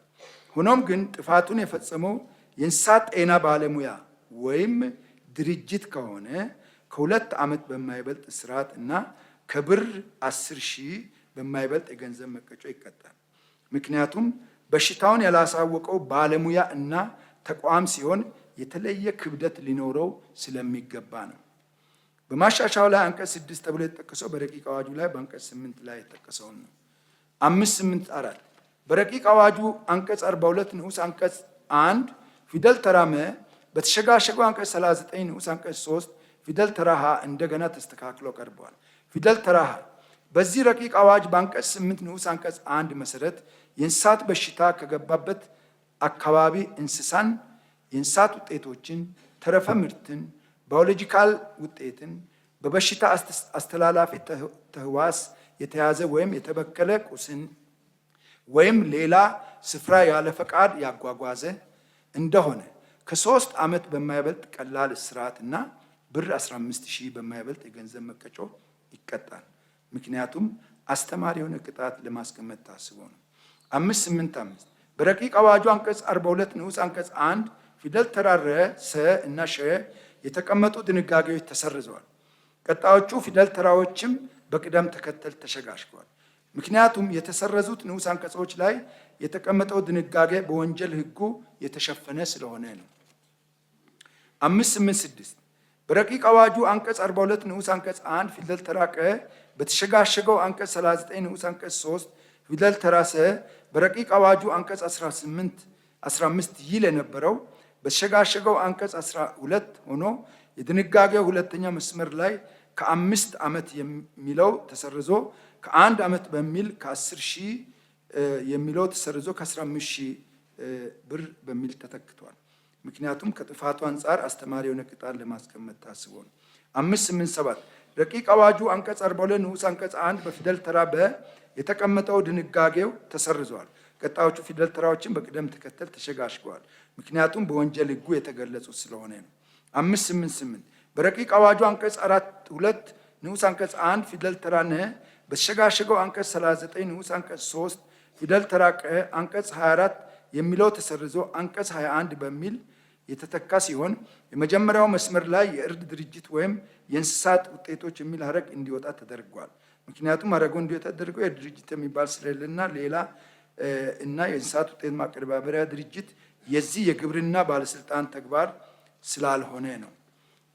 589 በረቂቅ አዋጁ አንቀጽ 42 ንዑስ አንቀጽ 1 ተራ ፊደል ተራ ኘ የተደነገገው ተሰርዞ በተሸጋሸገው አንቀጽ 39 ንዑስ አንቀጽ 3 በአዲስ ድንጋጌ ፊደል ተራ በ እና ፊደል ተራ ተ ሆኖ ገብቷል። ፊደል ተራ በ በዚህ አዋጅ በአንቀጽ 23 መሰረት የእንስሳት ውጤቶችን ከባዕድ ነገር ጋር የከለሰ እና ለገበያ ያቀረበ እንደሆነ ከ5 ዓመት በማይበልጥ ጽኑ እስራት እና ከ50 ሺህ ብር በማይበልጥ የገንዘብ መቀጮ ይቀጣል። ፊደል ተራ ተ በዚህ አዋጅ በአንቀጽ 20 ንዑስ አንቀጽ 4 መሰረት የደህንነት ማረጋገጫ የምስክር ወረቀት ያልተሰጠውን ምርቶችንና ተረፈ ምርቶችን ለገበያ ያቀረበ እንደሆነ ከ3 ዓመት በማይበልጥ ጽኑ እስራት እና ከ15 ሺህ ብር በማይበልጥ የገንዘብ መቀጮ ይቀጣል። ምክንያት ቀድሞ የነበረው በፊደል ተራ ኘ የተቀመጠው ድንጋጌ የተለያየ ሁለት ሀሳቦች የያዘ በመሆኑ በየፈርጃቸው ለይቶ ማስቀመጥ ስለሚገባ ነው። 590 በረቂቅ አዋጁ አንቀጽ 42 ንዑስ አንቀጽ 1 ፊደል ተራ ወ የተቀመጠው ተሰርዟል። ቀጣዮቹ ፊደል ተራዎችም በቅደም ተከተል ተሸጋሽገዋል። ምክንያቱም በወንጀል ሕጉ የተሸፈኑ ስለሆነ ነው። 591 በረቂቅ አዋጁ አንቀጽ 42 ንዑስ አንቀጽ 1 ፊደል ተራ ዠ በተሸጋሸገው አንቀጽ 39 ንዑስ አንቀጽ 3 ፊደል ተራ ከ የድንጋጌ ሁለተኛ መስመር ላይ የሳኒተሪ የሚለው ቃል ተሰርዞ ጥራትና በሚል ከ1 ዓመት ባልበለጠ የሚለው ከ3 ዓመት ባልበለጠ በሚል የተተካ ሲሆን ወይም ከ3000 ብር ባልበለጠ የሚለው ደግሞ እና እስከ 25000 በሚደርስ በሚል ተተክቷል። ምክንያቱም ሳኒተሪ ከሚለው ይልቅ ጥራት የሚለው ለድንጋጌው ትክክለኛ አገላለጽ በመሆኑ እንዲሁም አስተማሪ የሆነ ቅጣት ለማስቀመጥ ታስቦ ነው። 592 በረቂቅ አዋጁ አንቀጽ 42 ንዑስ አንቀጽ 1 ፊደል ተራ የ በተሸጋሸገው አንቀጽ 39 ንዑስ አንቀጽ 3 ፊደል ተራ ኸ የድንጋጌው ሶስተኛ መስመር ላይ ከ6 ወር በማይበልጥ የሚለው ተሰርዞ ከ1 ዓመት በማይበልጥ በሚል ሐረግ የተተካ ሲሆን በ1 ሺህ ብር በማይበልጥ የሚለው ደግሞ በ10 ሺህ ብር በማይበልጥ በሚል ተተክቷል። ምክንያት አስተማሪ የሆነ ቅጣት ለማስቀመጥ ታስቦ ነው። 593 በረቂቅ አዋጁ አንቀጽ 42 ንዑስ አንቀጽ 2 በተሸጋሸገው አንቀጽ 39 ንዑስ አንቀጽ 4 ፊደል ተራ ለ እና ሀ ሐመሩሃ ድንጋጌዎች እንዲወጡ ተደርጓል። ምክንያቱም በወንጀል ሕጉ የተሸፈኑ ስለሆነ ነው። 594 በረቂቅ አዋጁ አንቀጽ 45 በተሸጋሸገው አንቀጽ 42 ንዑስ አንቀጽ 1 ላይ አዋጅ ቁጥር 267 ዝባር 1994 ከሚለው ቀጥሎ የስጋ መርማሪ አዋጅ ቁጥር 274 ዝባር 1962 እንደተሻሻለ የሚል ተጨምሮበታል። ምክንያቱም አዋጅ ቁጥር 274 ዝባር 1962ም የተሻረ መሆኑን መግለጽ ስለሚያስፈልግ ነው። 2 የውሳኔ ሀሳብ ይህ ረቂቅ አዋጅ እየተንሰራፋ የመጣውን ከሰው ወደ እንስሳ እና ከእንስሳ ወደ ሰው ተላላፊ የሆኑ በሽታዎችን ለመከላከልና ለመቆጣጠር የሚያስችሉ ድንጋጌዎችን የያዘ ወደ ሀገር የሚገቡትንም ሆነ ከሀገር የሚወጡትን እንስሳት እና የእንስሳት ምርት የዓለም አቀፉን የእንስሳት ጤና ድርጅት አሰራርና ሕግ በተከተለ መልኩ እንዲሆን የሚያደርግና ዘርፉ ለሀገሪቱ ሊያበረክት የሚችለውን ኢኮኖሚያዊ ጥቅም የሚያጎለብት የዘርፉን ተዋናይ ባለሙያዎች በበቂ ዕውቀትና ክህሎት ተጠያቂነትን በተላበሰ ሁኔታ እንዲንቀሳቀሱ ስርዓት የሚያስቀምጥ ወቅቱን የጠበቀ ዓለም አቀፋዊ እና አህጉራዊ ነባራዊ ሁኔታዎችን የዳሰሰ የሕግ ማዕቀፍ መሆኑን ቋሚ ኮሚቴው አምኖበታል። በመሆኑም ቋሚ ኮሚቴው ረቂቅ አዋጁን ከቀረበው ማስተካከያ ጋር በሙሉ ድምፅ የተቀበለው ስለሆነ የተከበረው ምክር ቤት ረቂቅ አዋጁን ከነማሻሻያው አዋጅ አድርጎ እንዲያጸድቀው ይህንን ሪፖርትና የውሳኔ ሀሳብ አቅርበናል። የግብርና ጉዳዮች ቋሚ ኮሚቴ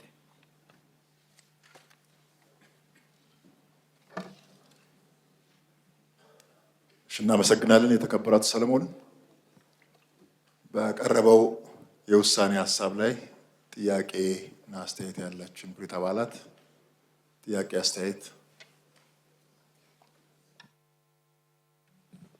አመሰግናለሁ። የተከበረው አፈ ጉባኤ፣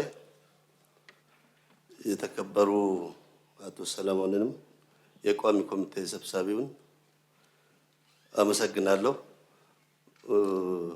ረቂቅ አዋጁን ወይም የውሳኔ ሀሳቡን በጥልቀት አይተው ያቀረቡ ስለሆነ ለማመስገን እፈልጋለሁ። በአጠቃላይ ስናይ ቋሚ ኮሚቴው እያንዳንዷን የውሳኔ ሀሳብ ማሻሻያዎችም ላይ ጥሩ ስራ ሰርቷል የሚል ሀሳብ አለ። እያንዳንዷን ነገር ከቃላት ጀምሮ መስተካከል ያለባቸውን አስተካክሎ ያቀረበ ስለሆነ በጣም ጥሩ ነው የሚል ሀሳብ አለኝ። ግን አንድ ጥያቄ ነው ያለኝ። ምናልባት እዛ ላይ ሀሳብ ቢሰጥ የሚል እንትን አለኝ። ቅጣቶቹን በሚመለከት ነው። ቅጣቶቹን በሚመለከት አንደኛ በወንጀል ሕግ የተደነገጉትን እዚህ ውስጥ ያለማካተታቸው በጣም ጥሩ ነው። ግን በአጠቃላይ ቅጣቶቹን ስናይ አስተማሪ እንዲሆኑ የሚል የውሳኔ ሀሳብ ውስጥ አይቻለሁ። ግን አላነሱም ወይ ቅጣቶቹ የሚል እንደ ጥያቄ ለማንሳት ነው። ለምሳሌ የእንስሳት በሽታን ሆን ብሎ ያላሳወቀ ከ1 ዓመት በማይበልጥ ወይም ከ3,000 ብር በማይበልጥ ይቀጣል ይላል። ቅጣት እንግዲህ ሲቀመጥ ትንሽ ቆንጠጥ የሚያደርግ ሲሪየስ መሆን አለበትና ሌሎችንም አሁን ሆን ብሎ ብቻ ነው የምለው። ይሄ ኢንቴንሽናልን ብቻ ነው የሚቀጣው። ችለተኝነትስ በችለተኝነትስ ሪፖርት ካላደረገ እንደ ምሳሌ ነው ያነሳው። እሱስ ታይቷል ወይ? ሌላው በአብዛኛው ቅጣቶቹን ስናይ በአነስተኛና ቀላል ቅጣቶች ስለሆኑ እንዴት ነው አስተማሪነታቸው የሚል ላይ ማብራሪያ ቢሰጥ የሚል እንደ ጥያቄ ለማቅረብ ነው። አመሰግናለሁ። አመሰግናለሁ የተከበሩ አፈ ጉባኤ፣ እንዲሁም የቋሚ ኮሚቴ ሰብሳቢ። ቋሚ ኮሚቴው በደንብ በዝርዝር አይቷል የሚል ድጋፍ ሀሳብ ለማቅረብ ነው በቅድሚያ። ከዛ በኋላ ማብራሪያ የሚሹ 2 ሀሳቦችን አነሳለሁ። ድጋፌን የምገልጸው ረቂቅ አዋጁ ጊዜውን የጠበቀ ነው። ለምክር ቤት የተከበሩ ምክር ቤት አባላትም ቀድሞ ደርሰዋል፣ አንብበን አይተናል። ለሀገራችን ትልቅ ፋይዳ እና ጠቀሜታ የሚያመጣ ነው። በተለይ እንደምናውቀው ሀገራችን በቀንድ ከብት እንዲሁም በጋማ ከብቶች በአፍሪካ ቀዳሚ የሆነች ሀገር እንደሆነች ይታወቃል። ስለዚህ ከእንስሳት ጤና አጠባበቅ የሚገኘውን ኢኮኖሚያዊ ፋይዳ የበለጠ ለማጉላትና አገሪቷ ከዚህ ዘርፍ ከእንስሳት ሀብት የምታገኘውን ኢኮኖሚያዊ ፋይዳ የበለጠ ወደ ላቀ ደረጃ ከፍ የሚያደርግ ስለሆነ ወቅቱን የጠበቀ ትክክለኛ አዋጅ ነው።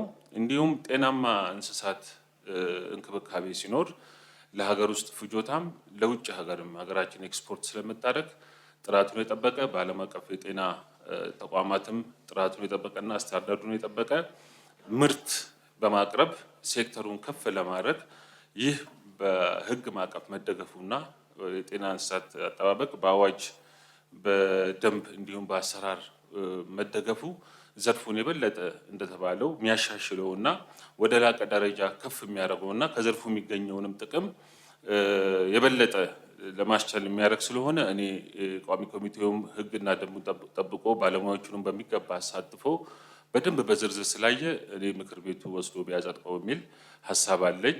2 ማብራሪያ የሚሹ ምናልባት ተጨማሪ ብዬ የማነሳቸው፣ አንደኛው ረቂቅ አዋጁ አንቀጽ 23 ላይ የተነሳ አለ የእንስሳት ጤና ባለሙያ የሚለው የእንስሳት ስጋ መርማሪ ባለሙያ በሚል ተተክቷል ይላል እና እኔ ይሄ ቃል ምናልባት የእንስሳት ስጋ መርማሪ ባለሙያ የሚባል ትምህርት አለ ወይ? በዚህ የሰለጠኑ ባለሙያዎች ካሉ መረጃው ስለሌለኝ ነው እና ቃሉ አገላለጹ የእንስሳት ስጋ መርማሪ ባለሙያዎች ከሌሉን ለአፈጻጸም አዋጁ ወርታች ሲወርድ ሊያስቸግር ስለሚችል ምናልባት ከትምህርት ሚኒስቴር ጋር ወይም ከትምህርት ተቋማት በኩል እንደዚህ አይነት ባለሙያዎች የፈሩ አሉ ወይ? የስጋ ምርመራ ብቻ የሚያደርጉ ባለሙያዎች የሚል ነው አንዱ። እዚህ ላይ ትንሽ ማብራሪያ ቢሰጥ የሚል ነው።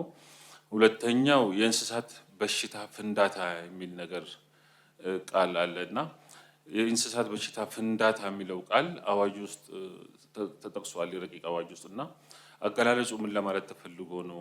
ወረርሽኝ ለማለት ነው? አመሰግናለሁ። የተከበረው አፈ ጉባኤ፣ የቀረበው ረቂቅ አዋጅ ውሳኔ ሀሳቡ በደንብ ኮሚቴው በደንብ ደክሞበት የሰራ መሆኑን በደንብ ያሳያል።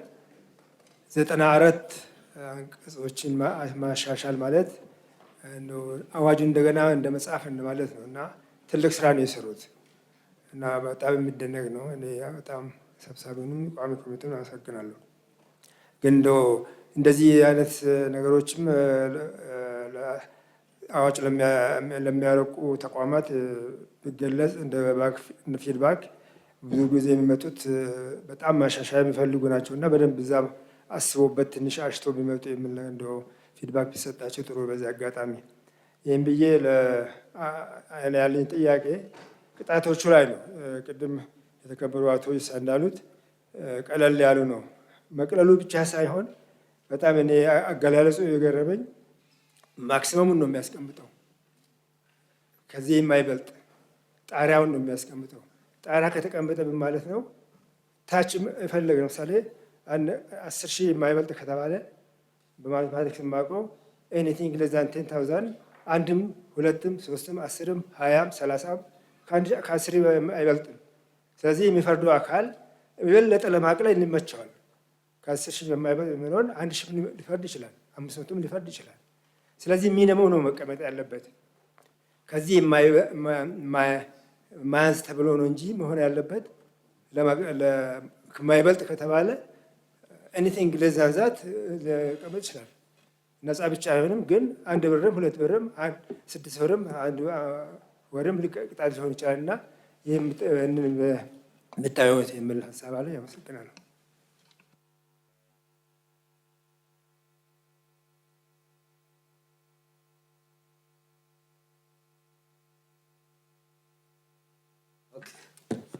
አመሰግናለሁ። የተከበሩ አፈ ጉባኤ፣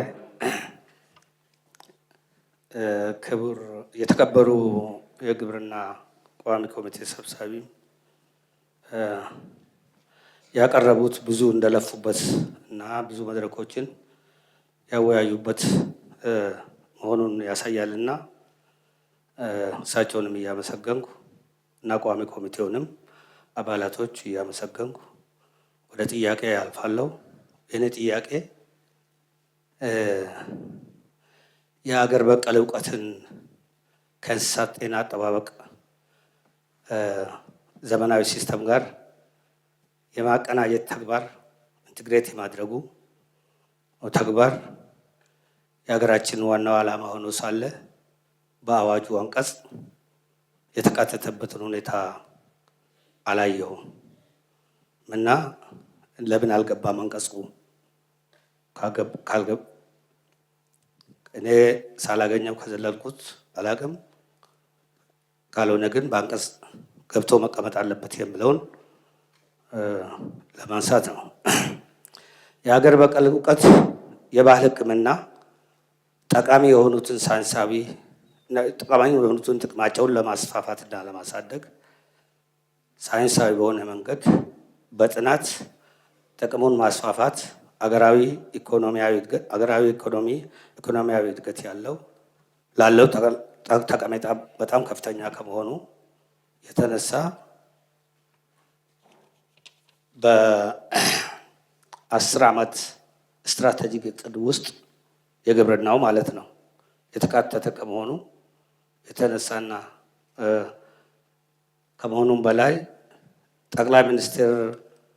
ክቡር ጠቅላይ ሚኒስትር ዶክተር አብይ አህመድ በመደመር መጽሐፋቸው ደግሞ ቱ ሜክ ዩዝ ኦፍ ዘ ቤስት ኦፍ አወር ፓስትስ ብሎ ያስቀመጠው ይሄንኑ የሀገር በቀል እውቀትን በትክክል ጥቅም ላይ ከማዋል የተነሳ ይሄን የሚያመላክት በመሆኑ በአንቀጹ ገብቶ ስላላየሁት ማብራሪያ ቢሰጥበት የሚለውን ለማንሳት ነው። ሌላው ኢንቫይሮንሜንታል ፖሉሽን የአካባቢው ብክለት በእንስሳት ጤና ላይ የሚያስከትለውን ጉዳት ለመከላከል በዝርዝር የተቀመጡ ነገሮችንም አላየሁም። ለምሳሌ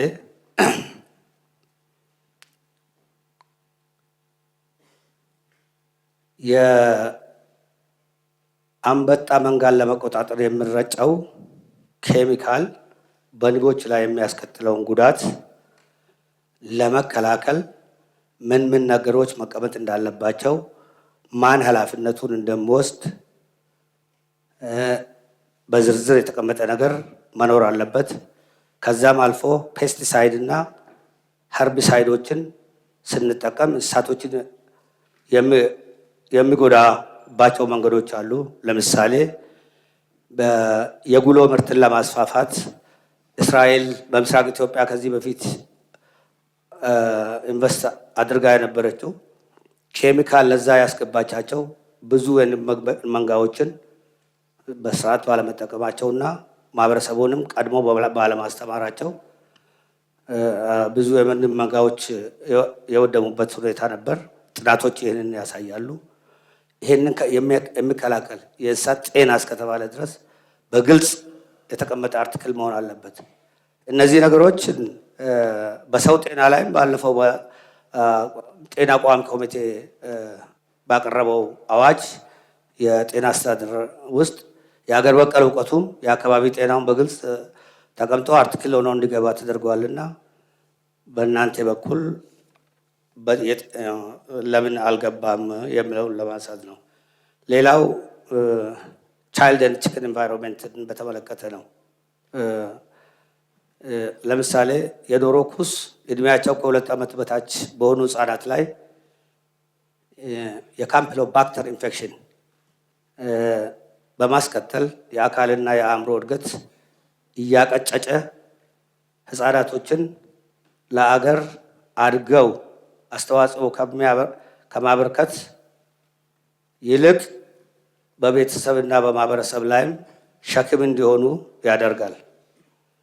ይህንንም ሆነ የዶሮ ቅድም ወንድሜ የተከበሩ ዶክተር ፈቲ ያነሳው ፍንዳታ የምለው የወረርሽኝ ነውና የዶሮ የተቅማጥ ወረርሽኝን ለመከላከል እና ህፃናቱንም ከጥቃት ለመከላከል የመኖሪያ ቦታቸው የእርባታ ቦታቸው ከሰው መኖሪያ ተለይቶ የሚገነባበት አንዱ የጤና የመከላከያ ዘዴ ስለሆነ ይህንንም በትክክል የሚያሳይ አንቀጽ ስላላየው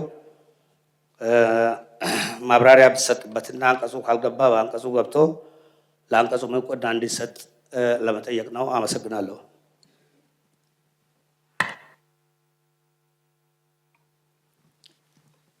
አመሰግናለሁ። የተከበሩ አፈጉባኤ፣ የተከበሩ የቋሚ ኮሚቴ ሰብሳቢ፣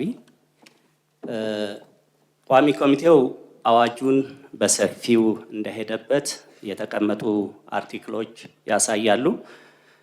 ኦልሞስት ያለው አርቲክል እድሳት ወይም አሜንድ ተደርጓል። አንዳንድ ያልገቡኝን ነገሮች ለመጠየቅና አስተያየት ለመስጠት ነው። የመጀመሪያው ተረፈ ምርት የሚባለው ከምን አንጻር ነው? እዚህ የተዘረዘሩ የእንስሳት ብልቶች እንደ ተረፈ ምርት የተቆጠሩት አንዳንድ ቦታ ላይ ዋና ምርት ተብለውም የሚታወቁበት ቦታ አለ። ለምሳሌ ምላስ፣ ልብ፣ ጉበት፣ ኩላሊት እንደነ ጨጓራ ያሉ ምን ስለሆነ ነው ተረፈ ምርት የተባሉት? ለምሳሌ በሬ ሲታረድ ከሆድ ዕቃ ፈርሱ ተረፈ ምርት ሊሆን ይችላል፣ ቀንዱ ሊሆን ይችላል፣ ቆዳው ከምግብ ውጭ የሆኑ ነገሮች ሊሆኑ ይችላሉ። ግን ክራቴሪያው ምንድን ነው ተረፈ ምርት ሲባል? እሱ ግልጽ ቢሆንልን ጥሩ ነው። በሁለተኛ ደረጃ ተራ ቁጥር 4.1 ላይ አነሳሱ በጣም ከባድና አገር የሚለውጥ ነው። ይሄ አዋጅ የተቀመጡ ነገሮች ምግብና ስነ ምግብ ዋስትና ለማረጋገጥ ይላል። ትልቅ ነገር ነው ይሄ።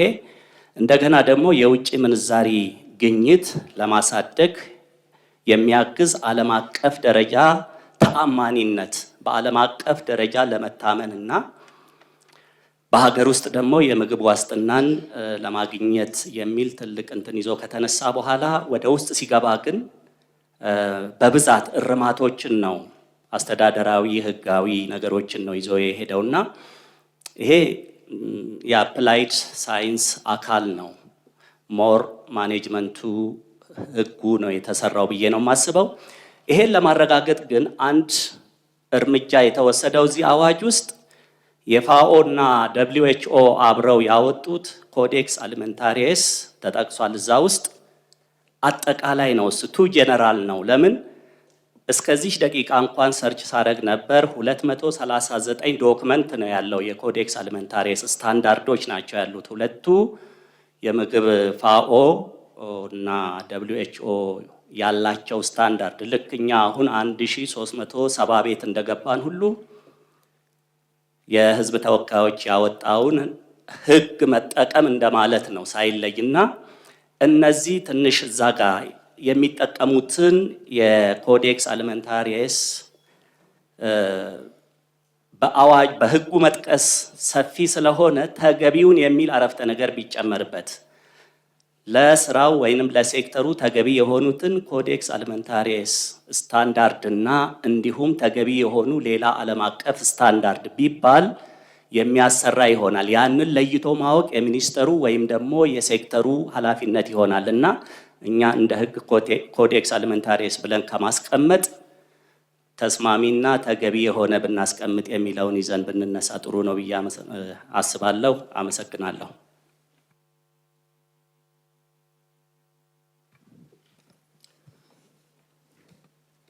አመሰግናለሁ የተከበሩ አፈ ጉባኤ፣ አመሰግናለሁ የተከበሩ የቋሚ ኮሚቴ ሰብሳቢ።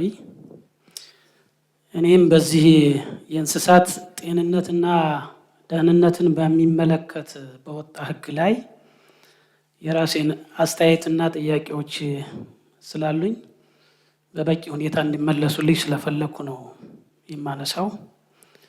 የመጀመሪያው ለሁላችንም ግልጽ የሆነውና የቋሚ ኮሚቴ ሰብሳቢው እንዳሉት ይህን ህግ ለሀገራችን እጅግ አስፈላጊ በመሆኑ ሁላችንም በተቻለ መጠን በተባበረ ሁኔታ ይህን ህግ ልናጸድቅ ይገባል የሚለው እኔም እስማማበታለሁ። በጣም ትክክለኛ ነው። ምናልባት የዘገየ ከሆነ የዘገየ ነው ልንል እንችል ይሆናል። ምክንያቱም ሀገራችን ሰፊ የእንስሳት ሀብት ያላት ሀገር ናት። ሰፊ ብቻ ሳይሆን በአይነትም በጣም ዘርፍ መጠነ ብዙ የሆነ የእንስሳት ሀብት ያላት ሀገር ናት። ስለዚህ ህጉ ለኛ በጣም አስፈላጊ ነው የሚል አቋም አለኝ። ሁለተኛው ትንሽ እንድብራራልኝ የፈለኩት አካሄዱ በሚመለከት አንዳንድ የተከበሩ የምክር ቤት አባላት በዝርዝር ስለታየ ህጉ በዝርዝር ስለታየ በጣም በጥልቀት ታይቷል የሚል አስተያየት ሰጥተዋል። የኔ ምልከታ ትንሽ ጥርጣሬ ጫረብኝና ትንሽ ከመጀመሪያው ረቂቅ ጋር አንቲቴሲስ የሚመስል ነገር ነው ያለው። በማረም ላይ የመጀመሪያውን ጥያቄዎቻቸውን የተቋማት ጥያቄዎቻቸውን በማረም ላይ የተመሰረተና ረጅምና ሰፊ ነው። እንደዚህ ሆኖ ሲመጣ ደግሞ ምናልባት የተቋማትን ፍላጎት የማይፈታ የማህበረሰብ ጥያቄን የማይፈታና ተቃርኖ ካለበት እንዴት ነው የተገመገመው? ምን ያክል ነው በመጨረሻ የተቀበሉት? ለምንድን ነው ረቂቁ ይሄን ያህል ሰፊ ልዩነት ሊያመጣ የቻለው የሚለው በበቂ ሁኔታ መመለስ ያለበት ይመስለኛል። እንደው ለሌሎችም አስተማሪ ይሆናል ብዬ የማስበው ረቂቁ ላይ ጥራት ያለው ህግ መዘጋጀት አለበት። ምክንያቱም ተቋማት በረጅም ጊዜ ነው ጥያቄዎቻቸውን አይደንቲፋይ የሚያደርጉት፣ የተመረጡ ጥያቄዎቻቸው ወደ ህግ የሚያመጡት። እንደዚህ ሰፊ ልዩነት ያለው በተሳትፎም ይሁን የሚቀየር ከሆነ የራሱ የሆነ ችግር አለበት የሚል ሀሳብ አለኝ። አስተያየት እንዲሰጥበት ነው። ሁለተኛው የማነሳው የእንስሳት ጤናና ደህንነት ከሌሎች ጋር ይተሳሰራል። እንዴት እንደተፈታ ማብራሪያ ስለፈለኩ ነው። በተለይ የእንስሳት ጤንነት ከመኖ ልማቶቻችን ጋር ይተሳሰራል። የእንስሳት ጤንነት እና ደህንነት ከዝርያዎቹ ጋር ይተሳሰራል። ይህንን እንዴት ነው ህጉ በበቂ ሁኔታ ችግሮችን ሊፈታ የሚችል ይሄ ከሌለው ይሄን የማያስተሳስር ከሆነ አሁንም ቢሆን የእንስሳት ጤንነትና ደህንነት በበቂ ሁኔታ የማይፈታ ህግ ይሆናል የሚል አመለካከት አለኝ። ስለዚህ ይህም ማብራሪያ ቢሰጥበት የሚል ነው። ሌላው ጥያቄ የእንስሳት ባለቤትና ተጠያቂነት በሚመለከት ነው። እንስሳቶች አንዳንድ ጊዜ የግል ናቸው፣ አንዳንድ ጊዜ ደግሞ ባለቤት የሌላቸው አሉ። በደህንነትም ላይ አደጋ የሚደቅኑ፣ በማህበረሰብም ላይ በመንጋ ችግር የሚፈጥሩ። ይሄንን እንዴት ነው ሊፈቱ የሚችሉት? እንደው ትንሽ ቀለል ያለች ምሳሌ ብንሰጥ በከተማ ሰፊ የውሻ መንጋ ነው የምናየው። ማን ነው ኃላፊነት የሚወስደው? ተጠያቂውስ ማን ነው? እነዚህን በበቂ ሁኔታ የሚመልስ ቢሆን የተሻለ ነው የሚል ሀሳብ አለኝ። በመጨረሻ የማነሳው የእንስሳት ጤንነትና ደህንነት የምንጠብቀው ሀብቶቻችንን ኢኮኖሚ ለማድረግ ነው፣ ወደ ኢኮኖሚ ለመቀየር ነው። ይሄ ደግሞ ባህሎቻችን ጋር የሚተሳሰር ነው። ቀጥታ ከኢትዮጵያ ባህል ጋር ይተሳሰራል። ስለዚህ በዚህ ህግ ላይ ከኢንቨስትመንት ጋር ያለው ትስስር ምንድን ነው የሚመስለው? ለምሳሌ የእኛን ባህል የማይፈቅድ የእኛ ባህል የማይመለከታቸው ፈቃድ የማይሰጣቸው እንስሳትን የማርባት ኤክስፖርት የማድረግ የመመገብ ባህል በዚህ ውስጥ እንዴት ነው ይህ ህግ ሊመልስ የቻለው የሚል ሀሳብ አለኝ። እነዚህ አስተያየት እንዲሰጡልኝ ከተፈቀደ ድምፄን ለመስጠት ፈቃደኛ ነኝ። አመሰግናለሁ።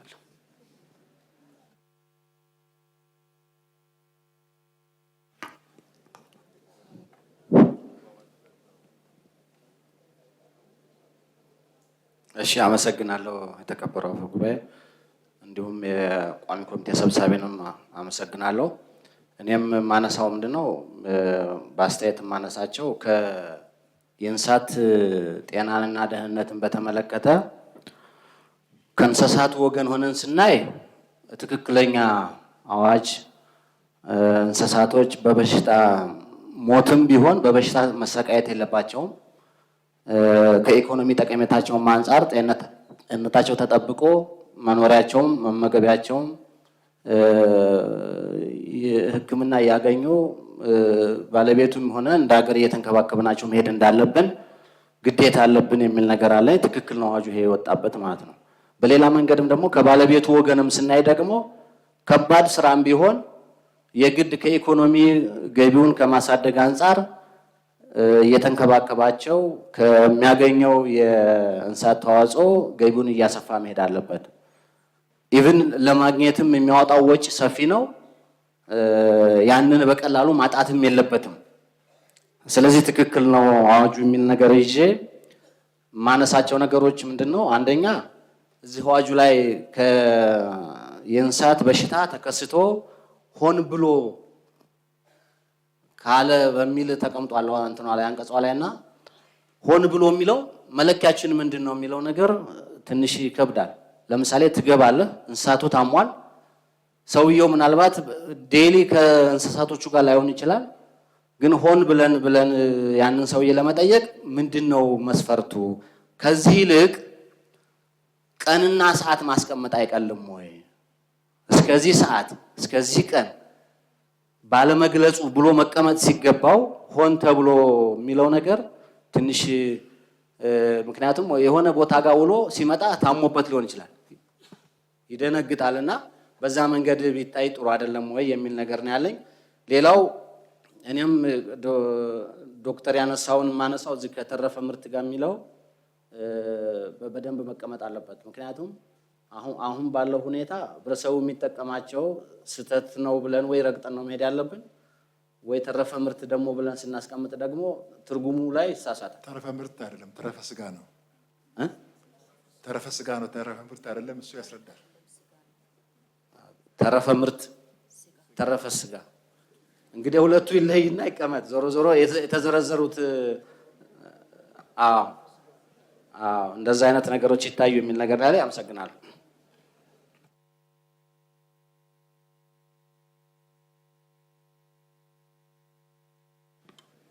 እሺ፣ አመሰግናለሁ። የተከበራችሁ የምክር ቤት አባላት፣ በርካታ ጥያቄዎች የተወሰኑ ጥያቄዎች ተነስተዋል። አብዛኛው ደግሞ አስተያየት ነው። አስተያየቱን እንደ ግንባታ እንቀበላለን። በተለይ ከዚህ ዋናው ከተረፈ ምርትና ተረፈ ስጋ ተዋጽኦ ወዘተ የሚለው ግልጽ መሆን ስላለበት ነው። ቀድሜ እሱን ግልጽ አደርጋለሁ። ከሁለት የተከበሩ የምክር ቤት አባላት ተነስተዋል። ግልጽ መሆን ስላለብን ነው። እኛም እንደዚሁ ብዙ አከራክሮን ብዙ ተወያይተን ነው መጨረሻ ላይ የተግባባ ነው። ትርጉም በተለይ የእንስሳት ውጤት የሚለው የራሱ ትርጉም አለው። የእንስሳት ተረፈ ምርት፣ ተረፈ ስጋ፣ የእንስሳት ተዋጽኦ የሚለው ከዘርፉ በተሰጠው ትርጉም አንጻር የተለያየ ትርጉም ነው ያለው። ለምሳሌ ብናይ የእንስሳት ውጤት የሚለው በእንግሊዘኛው አኒማል ፕሮዳክት የሚለውን ነው የሚይዘው። ይኸውም ቀጥታ ከእንስሳት የሚገኘው ለሰው ልጅ ምግብነት የሚውል ያልተዘጋጀ ወይም እንደተመረተ ጥሬ ወይም በከፊል የተዘጋጀን ነው የሚይዘው። ለምሳሌ ስጋ፣ ወተት፣ ማር፣ አሳ፣ እንቁላል፣ ተረፈ ስጋ፣ እነዚህ አንድ ላይ የእንስሳት ውጤት ነው የሚባለው። በጥልቀት ነው በደንብ ያየነው ማለት ነው። የእንስሳት ተረፈ ምርት ደግሞ የሚለው አኒማል ባይ ፕሮዳክት የሚለውን ነው የሚይዘው። የእንስሳት ተረፈ ምርት የሚለው ዋና ያልሆኑ ግን ዋና ያልሆኑ ቀጥታ የሚገኙ ሳይሆን ለምግብነት የማይውሉ ግን ለኢኮኖሚ ጠቀሜታ ላይ የሚውሉ ናቸው የእንስሳት ተረፈ ምርት የሚባሉት። ቅድም የተነሳ ተረፈ ስጋ ነው እንጂ ተረፈ ምርት አይደለም። ተረፈ ምርት የሚባለው ለምግብነት የማይውል ግን ለኢኮኖሚ ጠቀሜታ ላይ የሚውል ሲሆን የእንስሳት ተረፈ ምርት ነው የሚባለው። ለአብነት ብናነሳ ቆዳ፣ ሌጦ፣ ፀጉር፣ ላባ፣ ዝባድ፣ ቀንድ፣ ሰም ወዘተ እነዚህ ኢኮኖሚ ጠቀሜታ አላቸው። ከዋናው ከስጋና ከተረፈ ስጋ ውጪ ለኢኮኖሚ ጠቀሜታ የሚውሉ ናቸው። ለሰው ልጅ ምግብነት ግን አይውሉም። በዚህ መልኩ ብያዝ ተረፈ ስጋ ቅድም ለምንድን ነው የተገለጸው? ማለት ከዚህ ከልብ፣ ጨጓራ፣ አንጀት ወዘተ የሚለውን እንዴት ነው ተረፈ ምርት የተባለው? ተረፈ ምርት አይደለም፣ ተረፈ ስጋ ነው። ተረፈ ስጋ የተባለበት ምክንያት አለው። ስጋ የሚባለው ኖርማሊ ዋናውን ነው። ዋናው ቀይ ስጋው፣ ሌላውም ቀይ ሊሆን ይችላል። ግን እነ ሳልገኝ እነ ጡንቻው ወዘተ እነዚህ ዋናው ስጋ ነው የሚባለው። ተረፈ ስጋ የሚባለው የግድ መተርጎም ያለበት ለምንድን ነው? ይሄ አዋጅ ለሀገር ውስጥ ብቻ አይደለም የሚሰራው። ከነዚህ ከተረፈ ስጋ ቀጥታ ወደ ውጭ ኤክስፖርት የምናደርጋቸው ምርቶቻችን ናቸው። ለሀገራችን ኢኮኖሚ ትልቅ ጠቀሜታ ያላቸው ሳምባ፣ ጉበት፣ ኩላሊት፣ ጣፊያ፣ ሌሎችም ነገሮችን ቀጥታ ወደ ውጭ ኤክስፖርት ይደረጋሉ። ብዙ መጥቀስ ይቻላል። በጣም በርካታ እዚህ ራሱ ማንጠቀመው በሀገር ማለት ነው። ለውጭ ገበያ ግን እጅግ በጣም ለሀገራችን የውጭ ምንዛሬ እያስገኙ ያሉ ናቸው። እነዚህን ተረፈ ስጋ ተብሎ ተተርጉሞ በድንጋጌ ውስጥ ካልተቀመጠ ከውጭ የሚመጡ ባለሀብቶች ከአዋጁ ጋር ነው የሚሄዱት እና ጥቅም ያሳጠናል ማለት ነው። ከዚህ የተነሳ ነው በዚህ መልኩ ተተርጉሞ የገባው። የእንስሳት ተዋጽኦ የሚለው ያው ግልጽ ነው። የእንስሳት ተዋጽኦ በተለይ ከውጤት በኋላ የሚመጣ ከእንስሳት ውጤት በኋላ የምናገኘው ማለት ነው። ከነበረው ይዘቱንም ቀይሮ የሚመጣ ለምሳሌ ወተት የእንስሳት ውጤት ነው። የወተት ተዋጽኦ ግን ምንድነው? እንትኑን ቀይሮ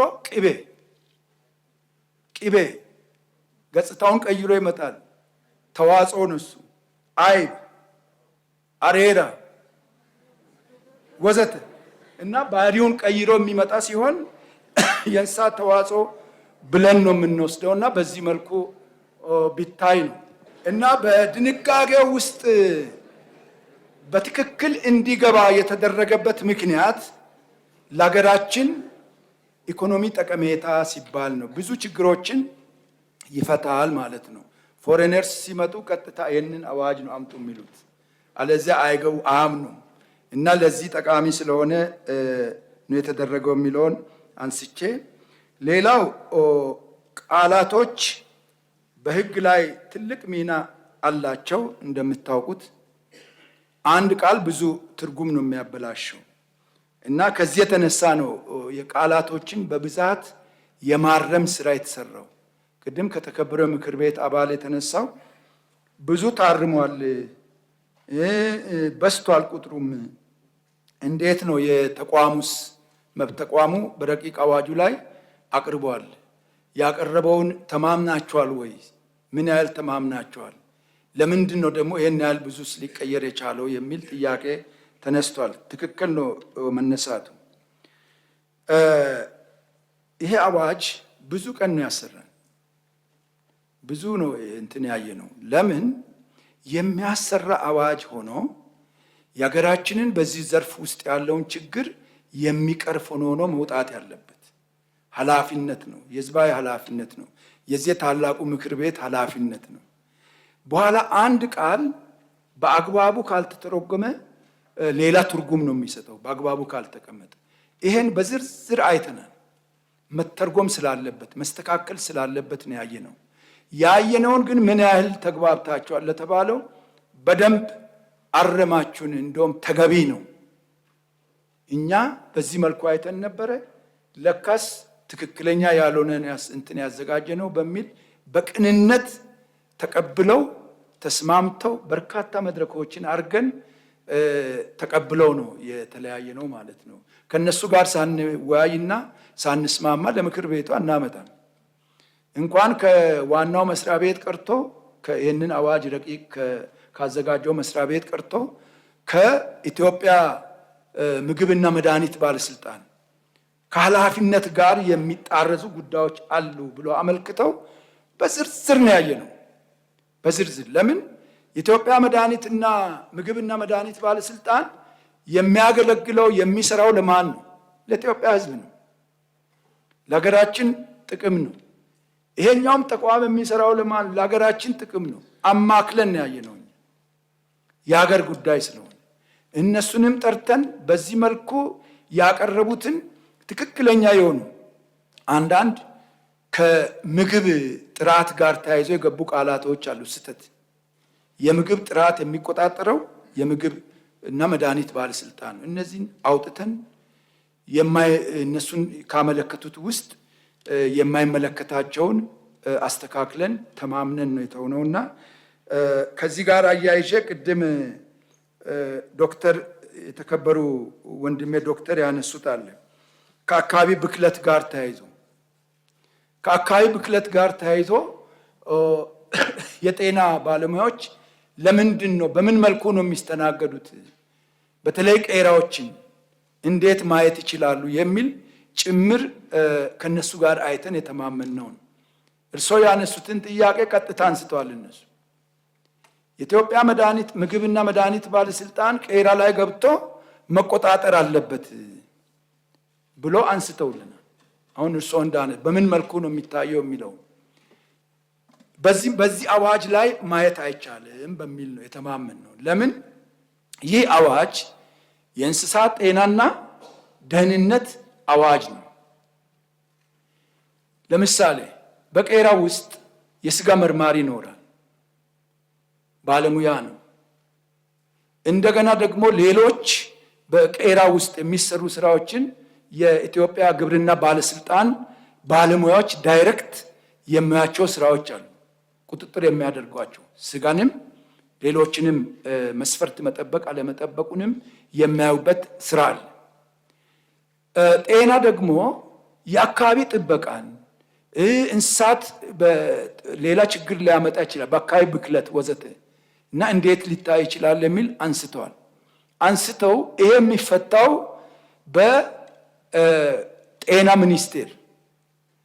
ሚኒስቴር በሚያወጣው አዋጅና ባለፈው እኛ ጋር የተመራ አዋጅ አለ፣ የአካባቢ ጥበቃ አዋጅ።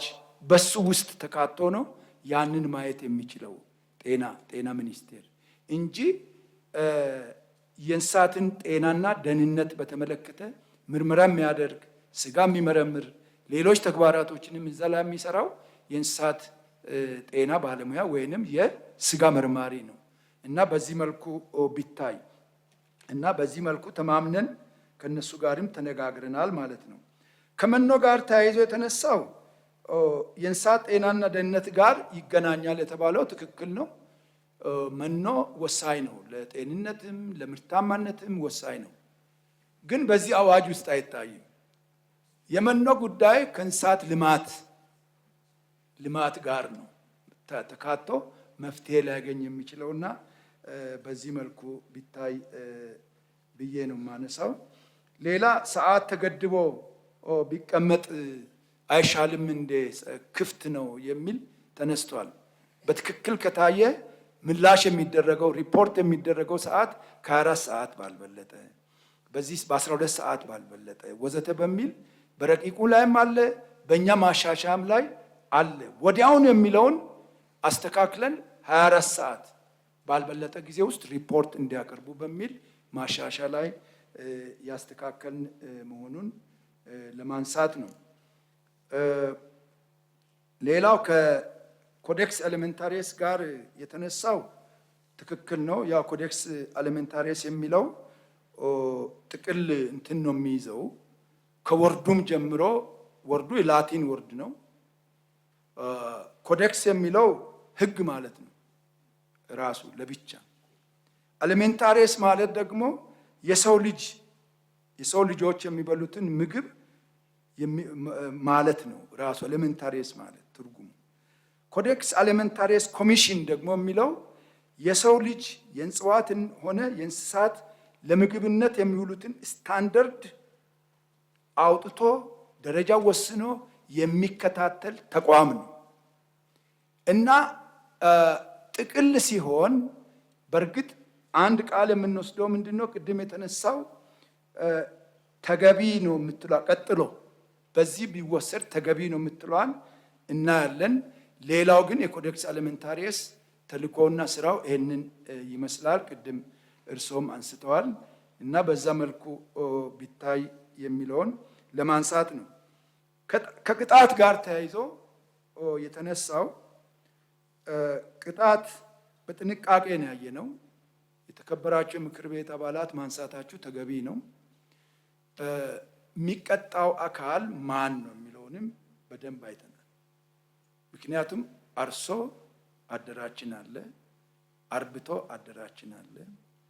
አቅሙም ግንዛቤ ውስጥ ማስገባት ስለሚገባ ይህንንም ጭምር ግንዛቤ ውስጥ አስገብተናል እና ግን መጀመሪያ ላይ ረቂቁ ላይ እጅግ በጣም የወረደ ቅጣት ነበር የቀረበው። በጣም የወረደ ነበር። የ6 ወር እስራት፣ 1000 ቅጣት፣ ብር ቅጣት ወዘተ በሚል ነበር የገባው። ይሄንን እኛ አስተካክለን ወደ 3000 1 ዓመት የሚለውን 6 ወር የሚለውን ወደ 1 ዓመት ወይም 2 ዓመት ወዘተ በጥንቃቄ አይተናል፣ በኃላፊነት ስሜት። ምክንያቱም አርሶ አደሩንም አርብቶ አደሩንም ማየት አለብን። እንደገና ደግሞ ካልተቀጣ ደግሞ ሌላውንም በልማታችን ላይ ችግር የሚያስከትል በመሆኑ ይህንንም በጥንቃቄ ነበር ያየ ነው እና በዛ መልኩ ብያዝ ብዬ ነው። ስጋ መርማሪ አለ ወይ ለሚለው አለ። በእያንዳንዱ ቄራዎች ስጋ መርማሪ አለ። ስጋ መርማሪ ባለሙያ ቀጥታ በዚህ ኤሪያ የሰለጠነ ማለት ነው። የሰለጠነ ባለሙያ የተመረቀ ባለሙያ ዌል ኤጁኬትድ የሆነ ባለሙያ ከሌለማ ስጋ ችግር ውስጥ ገባን ማለት ነው። እንደ ሀገር እንደ ህዝብ እሱ መርምሮ ነው በየቄራው የሚሰጠው። እራሱ ወስኖ ነው ኃላፊነት ወስዶ ነው የሚሰጠው። ብዙ ማስተካከያ ያደረግነው ምንድነው? ለሱ ቀለል ያለ ነበር የተሰጠው እንትኑ ግዴታው። ለምን? የህይወት ጉዳይ ስለሆነ በደንብ አረጋግጦ እራሱ ነው መወሰን ያለበት ሌላ አካል እንዳይገባ በሚል ነው ያስቀመጥነውና አለ ስጋ መርማሪ። ግን በየቀበሌው ያለው የእንስሳት ጤና ባለሙያ ነው። ወደፊት የሚታሰበው እስከ ቀበሌ ድረስ አንዳንድ ቀበሌ ላይ ስጋ ቄራዎች፣ ጥቃቅን ቄራዎች ስላሉ እስከዛ ድረስ ማድረስ ተገቢ ይሆናል የሚል አለ። ግን በአገር ደረጃ ባሉ ቀበሌያት ሁሉ ስጋ መርማሪ ለማድረግ በጣም ቻሌንጅ ስለሚሆን በቄራዎች ግን በዓለም አቀፍ የጤና ህግ መሰረት የእንስሳት ጤና ህግ መሰረት መሄድ አለበት የሚል አስቀምጠናል። ለጊዜው ግን ካለን የሀገራችን ምቹ ሁኔታ አንጻር እንደዚህ ቢሆን ብለን እናያየነው እና በርካታ ነገሮች ተነስተዋል። በተወሰነ ደረጃ ያው ዳስሻቸዋለሁ። የተከበራችሁ የምክር ቤት አባላት፣ ይህ የእንስሳት ጤናና ደህንነት አዋጅ ለዘርፉ ውጤታማነት ሀገራዊና ዓለም አቀፋዊ ተወዳዳሪ ሊያደርግ ሀገራችንን የሚችል ወሳኝ አዋጅ እንደሆነ ነው በጥልቀት በደንብ የመረመር ነው። ምክንያቱም አንድ ገቢ ተሻጋሪ እንስሳቶች አሉ። በኳራንቲን ብዙ ችግሮች እንዳሉ ብዙ ጊዜ እናነሳለን። የእንስሳት ውጤቶች አሉ ወዘተ ተቀምጠዋል።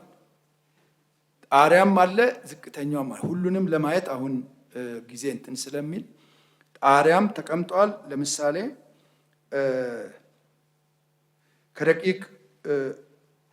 በረቂቁ ላይ ከ10,000 በማይበልጥ ተብሎ የተደነገገውን እኛ ቀይረን ከ25,000 በማንስ ብለን ጣሪያ አስቀምጠናል። ከ25,000 በማንስ ማለት ጣሪያ ነው እና ብዙ ቦታ በዚህ መልኩ ነው ያየነውና በዚህ መልኩ ቢታይ ብዬ ነው። ከዛ ውጪ ቅድም እንዳነሳሁት የእንስሳት ውጤቶች፣ ተዋጽኦች፣ ቁሶች ወዘተ ሲዘዋወሩ ጥብቅ የሆነ ክትትልና ቁጥጥር ማድረግ ስለሚያስፈልግ ይሄ አዋጅ እነዚህን ችግሮች በሚፈታ መልኩ መቀመጡን ከነዚህ መነሻ በተለይ ለሰው ልጅ ከእንስሳ ወደ ሰው ከሰው ወደ እንስሳ የሚተላለፉ በሽታዎች በጣም ብዙ ናቸው። ቅድም ከውሻም ጋር ተያይዞ ተነስቷል። እንደውም ያለፍኩት የውሻን ጉዳይ የኢትዮጵያ እንስሳት ጤና ኢንስቲትዩት ነው የሚቆጣጠረው። ድሮ ፓስተር ነበር፣ በፓስተር ነበር። አሁን ከፓስተር ተቀይሮ የኢትዮጵያ እንስሳት ጤና ኢንስቲትዩት ይከታተላል። እኛም ግምገማ እያደረግን በየጊዜው እንዲሰሩ ክትትል እያደረግን ያለ ነው።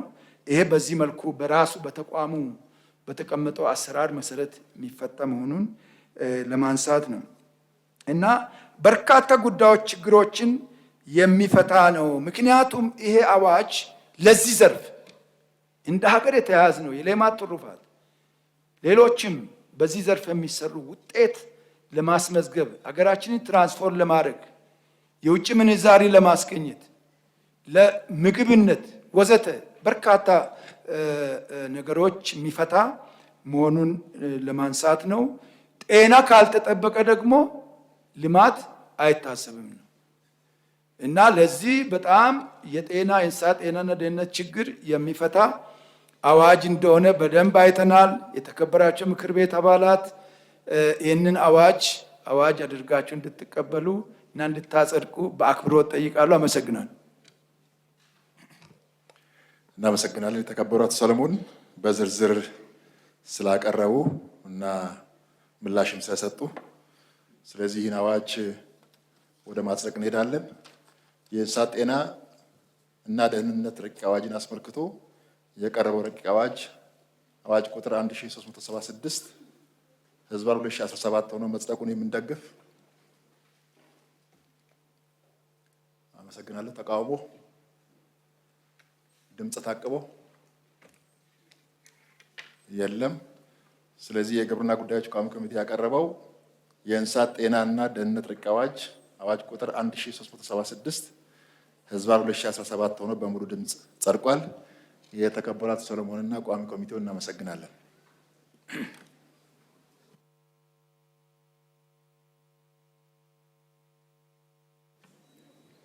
አጀንዳ 3 የተጓደሉ የቋሚ ኮሚቴ አመራሮችን መሰየም ይሆናል። በዚህ መሰረት የውሳኔ ሀሳቡን እንደሚከተለው አቀርባለሁ። የተከበራቸው የምክር ቤት አባላት፣ የተጓደሉ የቋሚ ኮሚቴ አመራሮችን መሰየም በሚመለከት የቀረበ የውሳኔ ሀሳብ በምክር ቤቱ የአሰራርና የአባላት ስነ ምግባር ደንብ ቁጥር 6 ህዝባር 2008 አንቀጽ 162 ህዝባር ንዑስ አንቀጽ 2 እና በውሳኔ ቁጥር 3 ህዝባር 2014 አንቀጽ 3 ንዑስ አንቀጽ 2 መሰረት የቋሚ ኮሚቴ ሰብሳቢዎች በአፈ ጉባኤው አቅራቢነት በምክር ቤቱ የሚሰየሙ እንደሆነ ይደነግጋል። በዚህ መሰረት አንደኛ ለከተማ መሰረተ ልማትና ትራንስፖርት ጉዳዮች ቋሚ ኮሚቴ የተከበሩ ፕሮፌሰር መሐመድ አብዶ የመንግስት ልማት ድርጅቶች ቋሚ ኮሚቴ ሰብሳቢ ሆነው ያገለግሉ ያሉና ከዚህ ቀደምም በተለያዩ የኃላፊነት እርከን ያገለገሉ በመሆናቸው ካላቸው በቂ የትምህርት ዝግጅትና የስራ ልምድ አንጻር የከተማ መሰረተ ልማትና ትራንስፖርት ጉዳዮች ቋሚ ኮሚቴ ሰብሳቢ እንዲሆኑ ቀርበዋል። ሁለተኛ ለመንግስት ልማት ድርጅቶች ቋሚ ኮሚቴ ሰብሳቢ የተከበሩ አቶ መለሰ መና በግብርና ጉዳዮች ቋሚ ኮሚቴ በንዑስ ሰብሳቢነት፣ በምክር ቤቱ ሪፎርም ኮሚቴ ሰብሳቢነት እንዲሁም በክልል በተለያዩ ኃላፊነት እርከኖች ላይ ያገለግሉ ሲሆን ካላቸው የትምህርት ዝግጅት እና በቂ የስራ ልምድ አንጻር የመንግስት ልማት ድርጅቶች ጉዳዮች ቋሚ ኮሚቴ ሰብሳቢ እንደሆኑ የውሳኔ ሀሳብ ቀርቧል። በመሆኑም የተከበረው ምክር ቤት በምክር ቤቱ የአሰራርና የአባላት ስነ ምግባር ደንብ ቁጥር 6 ህዝባር 2008 አንቀጽ 64 ንዑስ አንቀጽ 1 መሰረት የውሳኔ ሀሳቡን ተቀብሎ እንዲያጸድቀው ጠይቃለሁ። አመሰግናለሁ። ጥያቄና አስተያየት?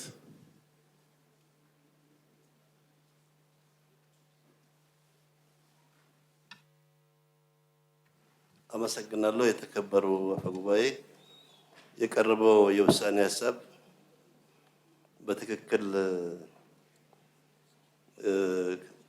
ችሎታና ብቃትም ከግንዛቤ ውስጥ ገብቶ የቀረበ ነው ለማለት እችላለሁ።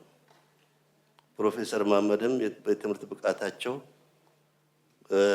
ከዚህ ጋር የተያዘ ስለሆነ የተከበሩ አቶ መለሰም በስራ ብቃታቸው በጣም የተመሰከረላቸው ስለሆነ ውሳኔውን ተቀብለን ብናጸድቅ በጣም ጥሩ ነው የሚል ሀሳብ ለመስጠት ነው።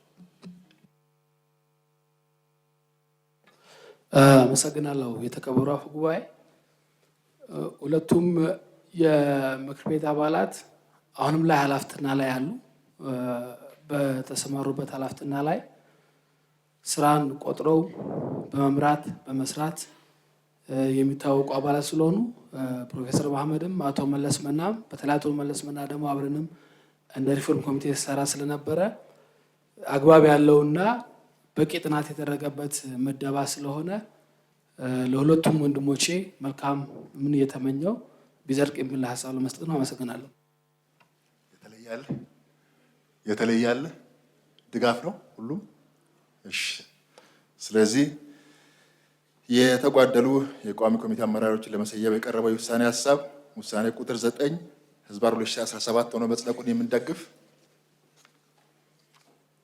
አመሰግናለሁ። ተቃውሞ? ድምፀ ታቅቦ? እሺ፣ የተጓደሉ የቋሚ ኮሚቴ አመራሮችን ለመሰየም የቀረበው የውሳኔ ሀሳብ ውሳኔ ቁጥር 9 ህዝባር 2017 ሆኖ በአንድ ድምፅ ታቅቦ በአብላጫ ድምፅ ጸድቋል። 27ኛ መደበኛ ስብሰባ በዚህ ያበቃል።